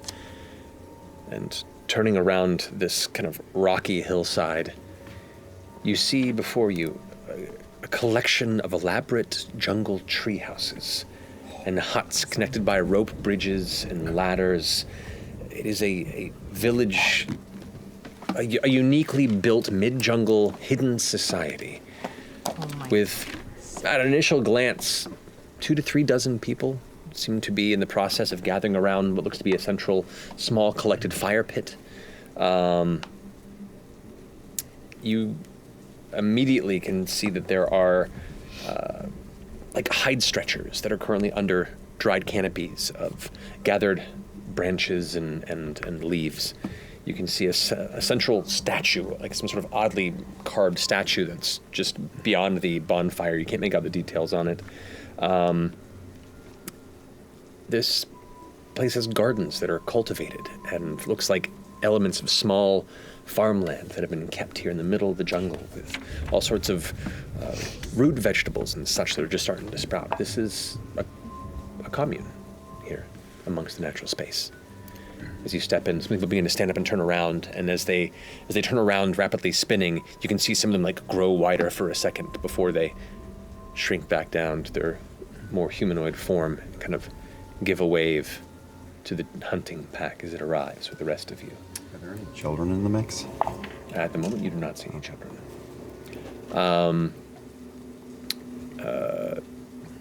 At this point, Manad turns around and goes, "Well, by the way, if you tell anyone about this place, we'll have to find and kill you. Hope you understand." It was expected. Yeah. So it's fine. Just don't tell anyone. You can trust us. We don't know anybody else practically, so. See, that works to your advantage. Me, I barely know anyone. They all continue walking in, and the people you met look like soldiers, warriors, trained fighters. And you see a few more amongst the populace here, but you also see people that just look like people. Farmers, some, dirty, kind of setting down their bundles of tinder and twigs. You see an individual that is collecting rainwater and is now dispensing it to other folk who have simple clay mugs. It's just a small society here. Everyone kind of watches you all with untrusting eyes as the new strangers in this space. And as you begin to approach them, kind of take a step back just to maintain distance. At this point, you notice that the larger werewolf, the barrel-shaped werewolf, has reduced form into a deeply green-scaled dragonborn. Werewolf. Pale blue eyes. Steps forward. Friends, we have temporary guests here among us, and behest of another one, brought to us with a gift, seeking training, so treat them with respect. And should you see them lose their way, you know what to do. Did he just say other one? No, it's Chetney. The other, he's another one of them. I was right. Unless they meant you. I thought they meant Archit. Thank you. We mean harm and come with intent of discovery and goodwill. Doesn't sound very alpha. Oh, no, not yet. Okay. Not yet. Okay. The woman who was once the were-tiger now kind of stands before your troop, is handed what looks to be a somewhat beaten-up stein of some kind. That kind of swirls it a bit and takes a sip.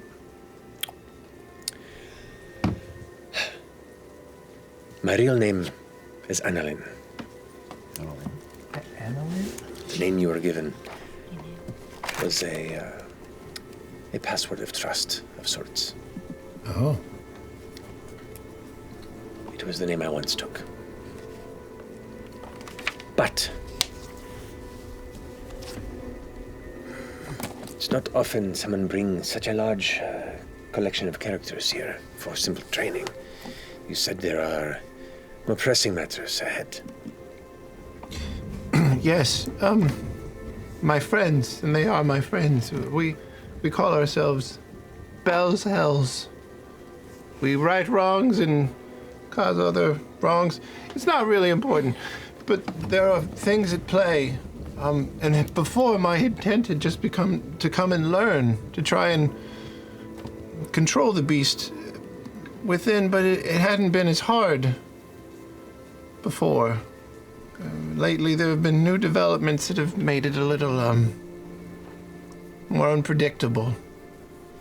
Could I ask, have you had any strange experiences with the red moon flaring of late? They all kind of glance at each other. Ruidus does bring with it a particular itch. It always has. Stronger as it grows in recent times, but no more than that. If you come here to, and you see now here in like the firelight of the central fire of the village, she really kind of takes a full inspection of you. You hold yourself like you have seen some training, and I can see scars along your body. This is not your first encounter with Hemocraft, is it? No. No, it's not. You have taken the Hunter's Bane already. I have. Huh. Well then. Welcome to the Gorgynei. Now, there is much to learn and much to train. Many weeks to work on how we can hone your abilities and tackle the seed of this discomfort and uncontrolled beast within. Weeks? You don't happen to have like a weekend seminar or, like a downloadable PDF?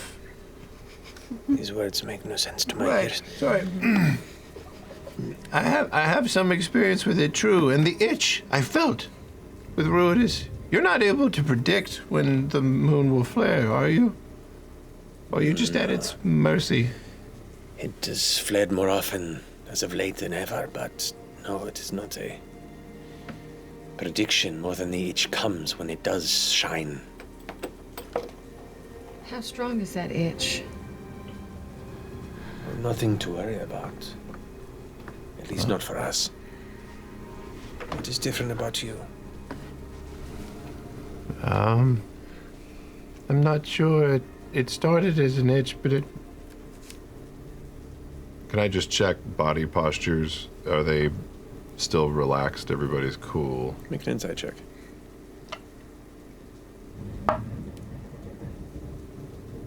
11.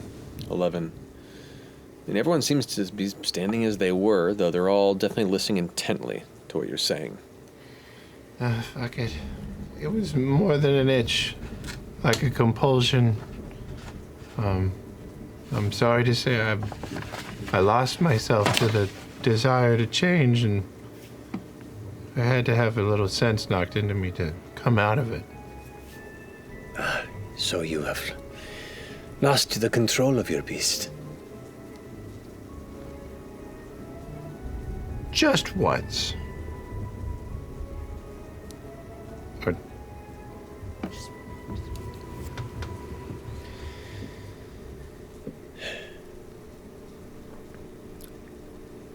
the discipline required outside of this strange, uncontrolled itch is a lifelong discipline. What you are asking for, if not beyond our training, will take a lot of time and focus. At least within the limits of Hemocraft.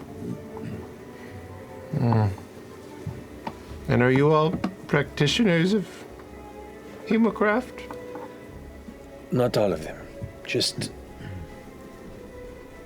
those of us who began to cultivate this troop. A number of them are just individuals that came looking for protection away from society and the early, most basic means of keeping it at bay.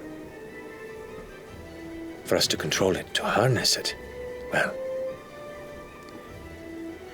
those are the ones who take to the craft of the blood.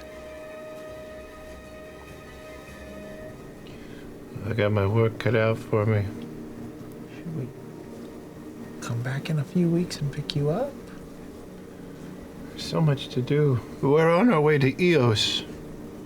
Don't suppose you spent a lot of time there.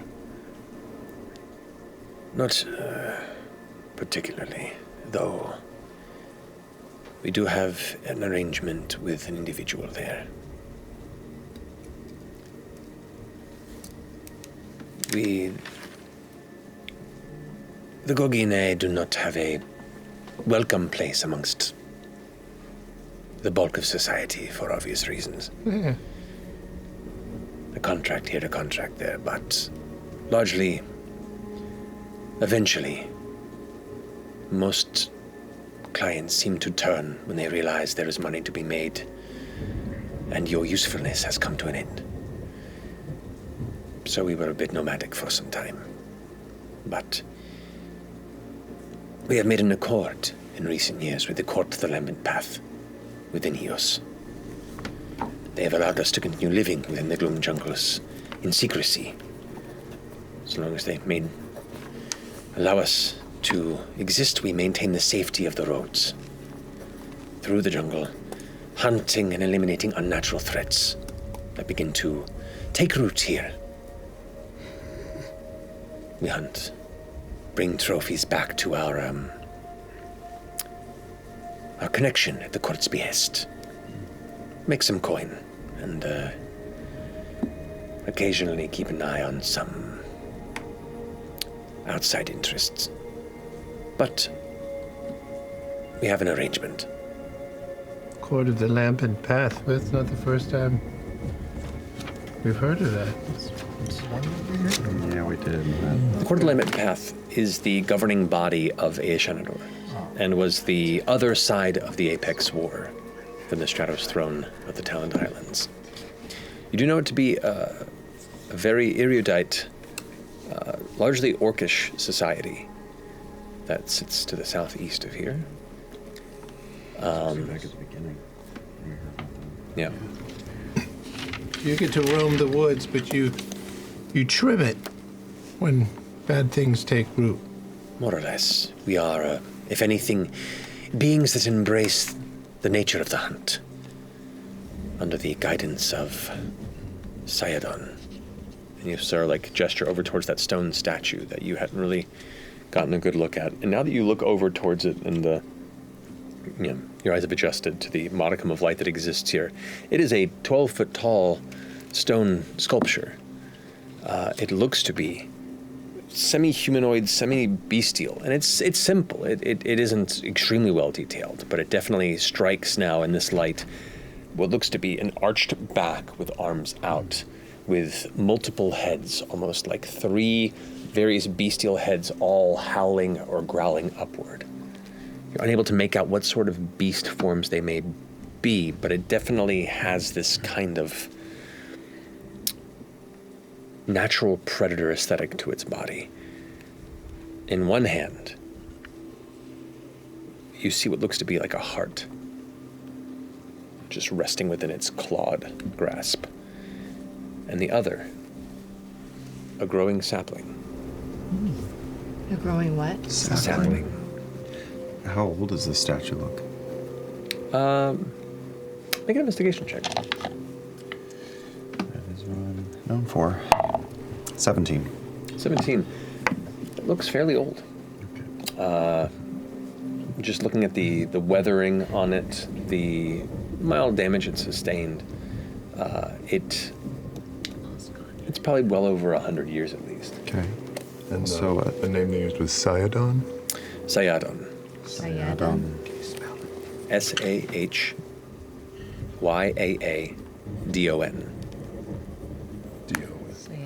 On a side note, quietly sitting on Fern's back through all this and letting Chet steer all of it, Orm has just been silently watching all of the warriors that brought us here, watching how they carry themselves, watching, like their gait, their presence.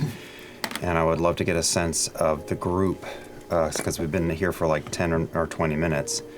Is their current HP, using Know Your Enemy, current HP and total class level, like on par with us, higher than us? Or me, I guess it's supposed to be. I'd say it varies. Yeah. Some of them are a little bit higher. Some of it are on par. Some appear to be a little more of, a little lower, a little more journeyman in their experience, but definitely experience. And Davashila, probably the brightest penny in the bunch. Davashila, who has given their true name to be Annalena? Yeah. Annalena or Annalyn? Annalyn. Annalyn. Annalyn. Like a He-Man villain. More pleasant cousin. Annalyn is definitely stronger than you. Yeah. But, and you see there's like a moment of contemplation for a second. Do you know of Sayadon? No, I don't. The keeper of the savage heart. Sayadon is a powerful ancient spirit of these jungles. A Shanador lore speaks that she is the protector of both hunter and prey, to maintain the balance of the living jungle. They shun magic that harms the natural order, and have long watched over this entire land, this entire region. Some say that the spirit has always existed. Others believe that it is a vigilant spirit under Saratani. Those of you who speak Marquesian? I do. I do. Saratani is the Marquesian name for the Wild Mother. For the Wild Mother? And this is like a champion of the Wild Mother, or they're saying a spirit. This is the spirit of the Wild. This is a spirit. A spirit. I wonder if maybe it has more wisdom to share for your predicament than we do, since you are in such a hurry to do such big things. I would be interested to learn. To make myself available to any such wisdom.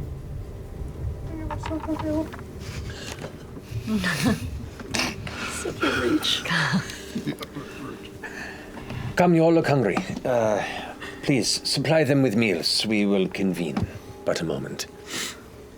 And she stands up, and some of the individuals that escorted you here, as well as a handful of others that is kind of just watching, arms crossed, kind of assessing the new arrivals with a varying spread of curiosity, worry, or disdain, all kind of gather as a troop of 12 of them talking quite a ways away, while some of the civilian folk begin to approach. You see what looks to be a young male gnome, probably visually human in his 30s, but who knows what age he might actually be.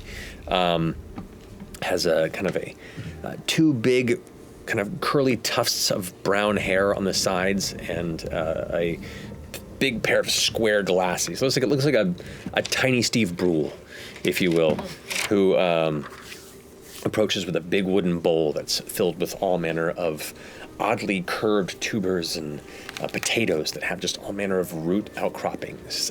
Some of them have like a unique color striation that goes from like a deep brown to a pale white, almost like a Tim Burton pattern across it. Kind of leans in and goes, You're welcome to eat. I picked them just today. They're nice and fresh. Oh, it's very generous. Very generous. Right in. Yeah. Do we recognize any of these roots or anything? A little late. I don't. You tell me. How in your upbringing, how interested would you have been of more rare vegetables from outside regions in your household? Big tuber enthusiast? Well, Master Faramore was a big connoisseur. He prided himself on knowing various things and liking different tastes and whatnot. Okay. You would know this to be a mistfuzz tuber. And you tried it once as a child, and you hated it. It has an oddly citrus flavor to it, but in more the sharp sourness. When it's prepared with sugar, it can create kind of like a savory combination blend. But when you were young, you did not like it at all. And you remember like tasting it and spitting it out the one time. All right. That's very kind of you. Thank you for your generosity. Your name?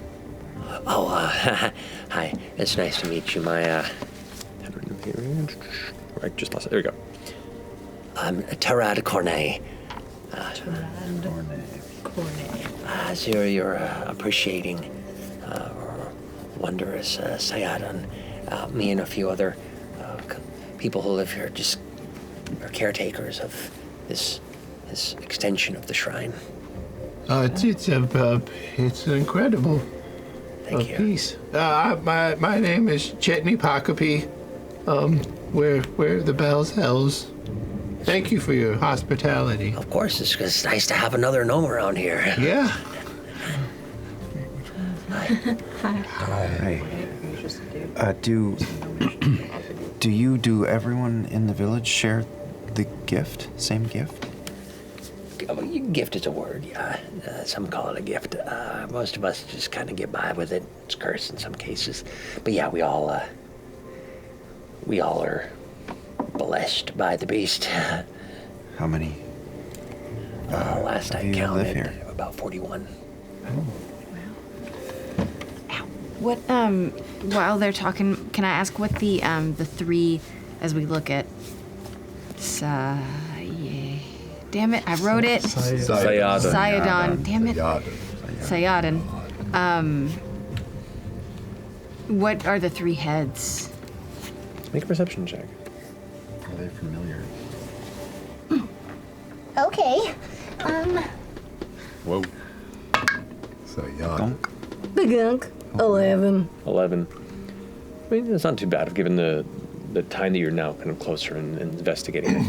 It's less like three separate heads on a set of shoulders, more than it's one head and neck with three snouts that come out underneath, one under the other, under the other.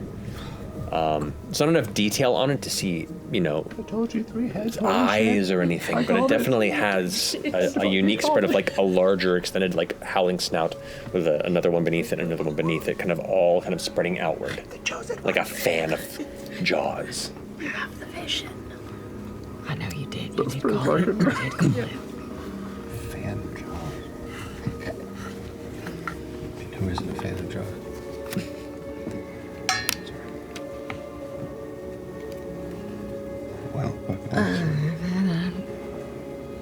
Well, it's nice to meet you all. Stay dry, and if you're staying here for a while. How long are we staying here? Yeah, well, actually, now you mention it, what do y'all drink for fun around here? I can get you some water. This is the best drink you can get around here. I don't think that's what he means. Don't kid. That's not funny. Anything stronger than water? Oh, we have a cachet of wine, yeah. Yeah, when in the forest, I guess. You said about 41. Does your number swell and decrease regularly, or? Oh yeah, every few months or so, we probably take on a few more folks that have heard about us or have been directed towards us, and then every few weeks or so, somebody either decides they don't want to live under these more obscured means and go out into the world and never return, or they lose sight of their control and the Gorgynei have to put them down. And so the numbers kind of fluctuate, I guess you could say. If you can't control it, you guys... It's fucking up this weather. It's fucking up the glasses, sorry. Oh, that doesn't If you can't control the itch, you just take each other... You extinguish each other's lives? And you see the other people kind of looking at him, and he's like,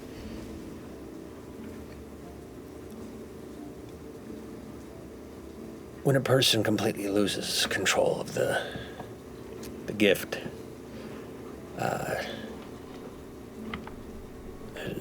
there's likely no other way to stop them from spreading it to those who don't want it or aren't ready.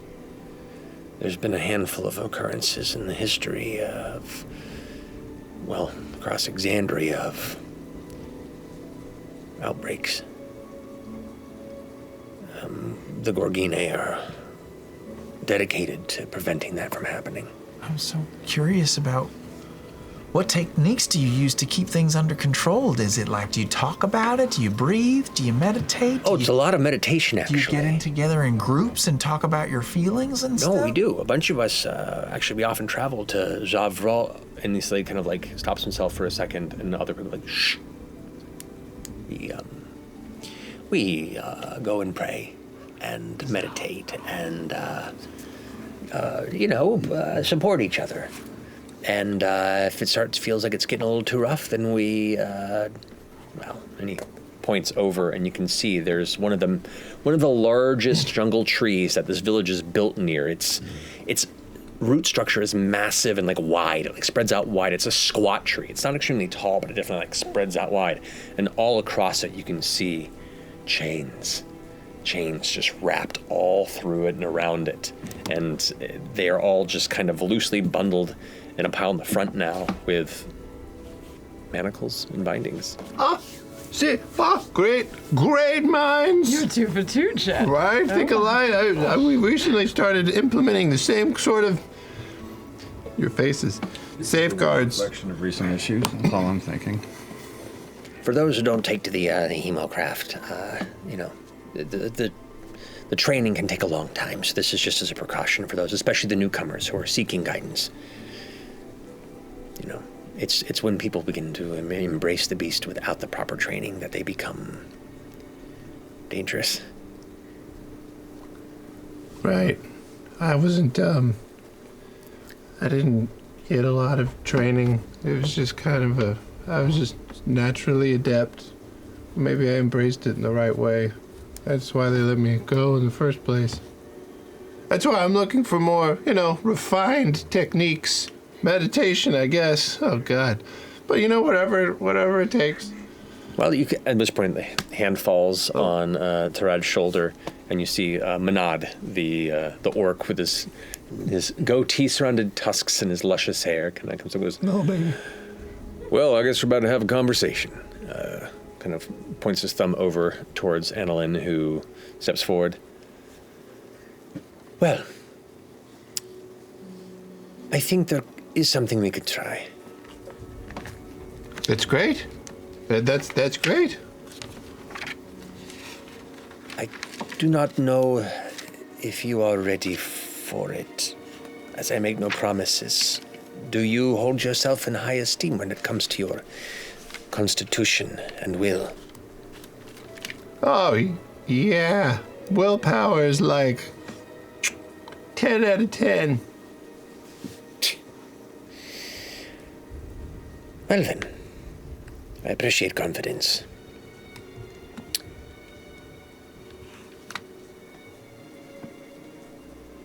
Rest now. Stay here for the night. For in the morning we will walk to the temple of Sayadun. Zavrola. And if you are lucky, the spirit will meet with you. And it will either excise this itch or excise you. That sounds... I would be honored. I'm up to the task. Good. You all. You still a wolf? Yeah. Okay. Big lolly tongue on the side. I'm just wagging my tail. You care about this one. You can speak freely, it's okay. You want to hurt my feelings? Yeah. Yes, we do. And if he were to lose his way, you would not hesitate to put him down. Oh. Feel bad about it later. Richard. But yeah, we would definitely take him down. Good. That's confidence on both sides. Once this weather has been more, hopefully permitting tomorrow, pack your things. Tell your ship it might be a bit. It is about a day's travel to the east. All right. Yeah, we're not in a... Is that okay? We've got time. We still have 2 weeks? 2 or 3 weeks, right? Till the solstice? About 2.5 weeks, yeah. 2.5 weeks. Can you communicate with him this far away? I can send him a message, of course. Oh, right. Yeah, don't worry. And the rest of us are welcome at your temple. Spectators or witnesses or... That would be up to Sayadun. Oh. Wow. Incredible. This is truly a gift. I won't take it for granted. This is a incredible honor. I would not say anything yet. You do not know what trials wait before you. This is the temple where we grant the Hunter's Bane to newcomers. This is the temple where we undergo our various personal trials. This is where many of us have had our own communions, and some of us have given in to the beast afterward. So, you will be challenged, you will be tested, and you will be judged. Perhaps all of you. So, you have a night to decide whether or not we continue with this, or we never speak of this or see you again. Do a little insight check. It's really shitty. She's so intimidating. She's a tiger. I'm a tiger. Am I able to do an insight check in my... Yeah, totally. Okay. Sounds good.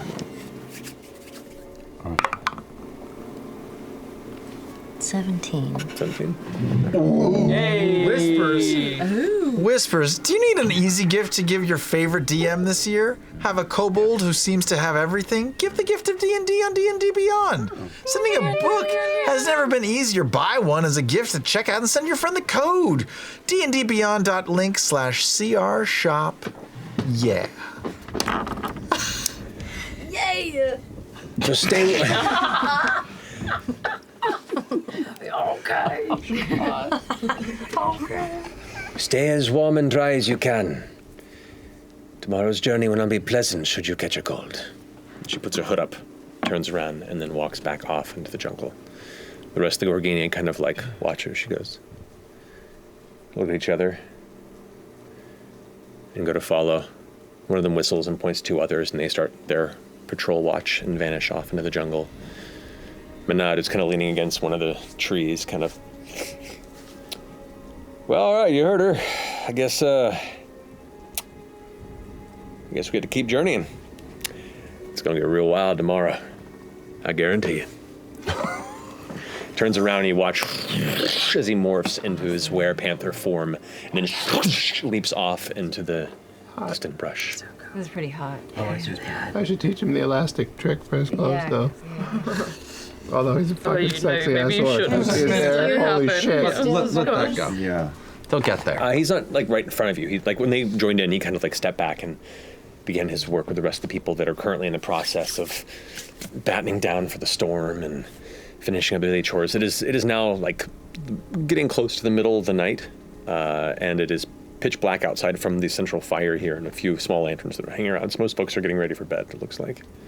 Should we just find a place to What duck did I into? ask or- if they had a spare treehouse? Is Tehran still around? You can go find him. Yeah, there aren't a lot of people to pick from, and it's kind of easy to follow. Tehran! You see, he kind of steps out from this. FCG, no. I haven't seen any You even make werewolves. that noise with I don't remember. Are there weremules? Fucking tongue. Tongue. We got to do something about that. Werehorses. Werewolves. Those are centaurs. No, he steps out. You can see kind of like a thick kind of like a fur blanket that he's kind of wrapped around himself and kind of puts his glasses back I on, used stepping out. prestidigitation to defog his glasses for him. Great. You were calling me. Oh, I'm sorry. I didn't mean if you were all tucked into bed. We were just wondering where we should tuck ourselves in as well. Is there a guest cabin? Spare shelter. We don't really have a guest shelter, but it's mostly dry underneath the collection of homesteads there, and he points out to this cluster of 3 kind of elevated tree houses. At the base of the tree underneath, you can see they have strips of leather and cloth that are hanging from the bases of it. They kind of form a makeshift, kind of a half tent space. So that's probably your best bet there. It's close enough for the fire where it won't get too freezing. And hold on, and he goes back into his chamber and comes out with looks like a couple bundles of furs. And kind of pass over. These at least will keep you, the thinner ones, warm, and kind of hands them all to you. Oh, it's You just collapse under the Oh, God. I was just imagining the. What kind of furs are What do you do with all these Is furs? it weird if it's like wolf fur or bear? Is it their own fur? It is a little weird. Do they make What? blankets out of They hunt themselves? They prey. say that they execute the ones who lose control. Yeah, but they turn into skin when they're dead. They Which turn back some into of the blanket? No, they're not. Skin. Tattoo. Puts the lotion in the basket. Would you hunt me?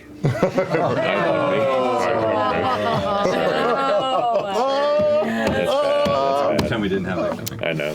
Don't Anyway. you fucking hurt my werewolf. Yes. Movie. Yes.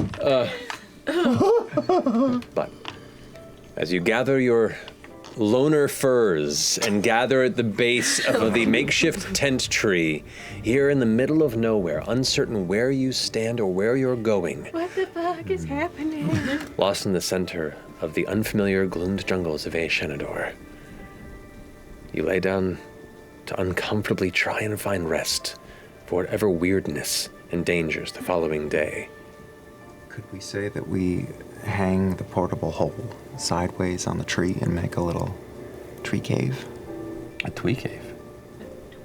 Tree cave. I love it. Yeah, let's see if we can set it up so that water doesn't get in. Yeah. Throw the blankets down. Sorry to interrupt. No worries. No, I'm into it. Nestled within your tree cave, which your twee cave, which has a large pile of materials and items you've gathered that have tumbled now to the side of it. Next character is Madeline Kahn. I've called it. Please, I love it. Yeah. You bet down. Or we'll pick up our next session. This is the best! This is cool. This is so best! They made a bunch of tree houses of the jungle. This is so cool. They're were tree houses. So weird tree houses. They transform at night. My name's Larry. These people. So mad. Alrighty, well. Fucking were-tiger. Come on. That werepanther's hot. Werepanther's Oh, hot yeah. or Well, now it's fucking I hot, don't know, dude. tiger. I'm thinking. We don't have the name of the werebear or the werewolf, right? No. You did not ask. Okay. No.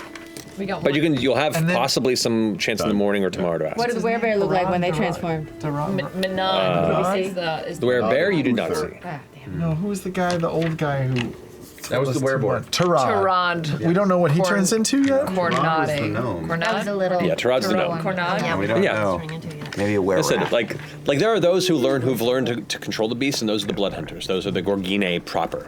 Then there are the civilians that just have the curse that try and not give in at any time, except for when it's a full moon, in which case they are chained to a tree. I see a were I squirrel. see. And he turns into a were squirrel. I know. That'd be amazing. Predator animals? Primarily, yes. What if there's Occasional omnivore, herbivore. a werebass? Nowhere cows. Were bass. Were deer. Wow, thank you. That's Why are you like this? What did you just do to my favorite? I'm Gilbert. I'm a were platypus. Brought a fish into this shit. On that note, thank you for joining us. Have a wonderful night. We'll see you soon. We love you very much. And is it Thursday?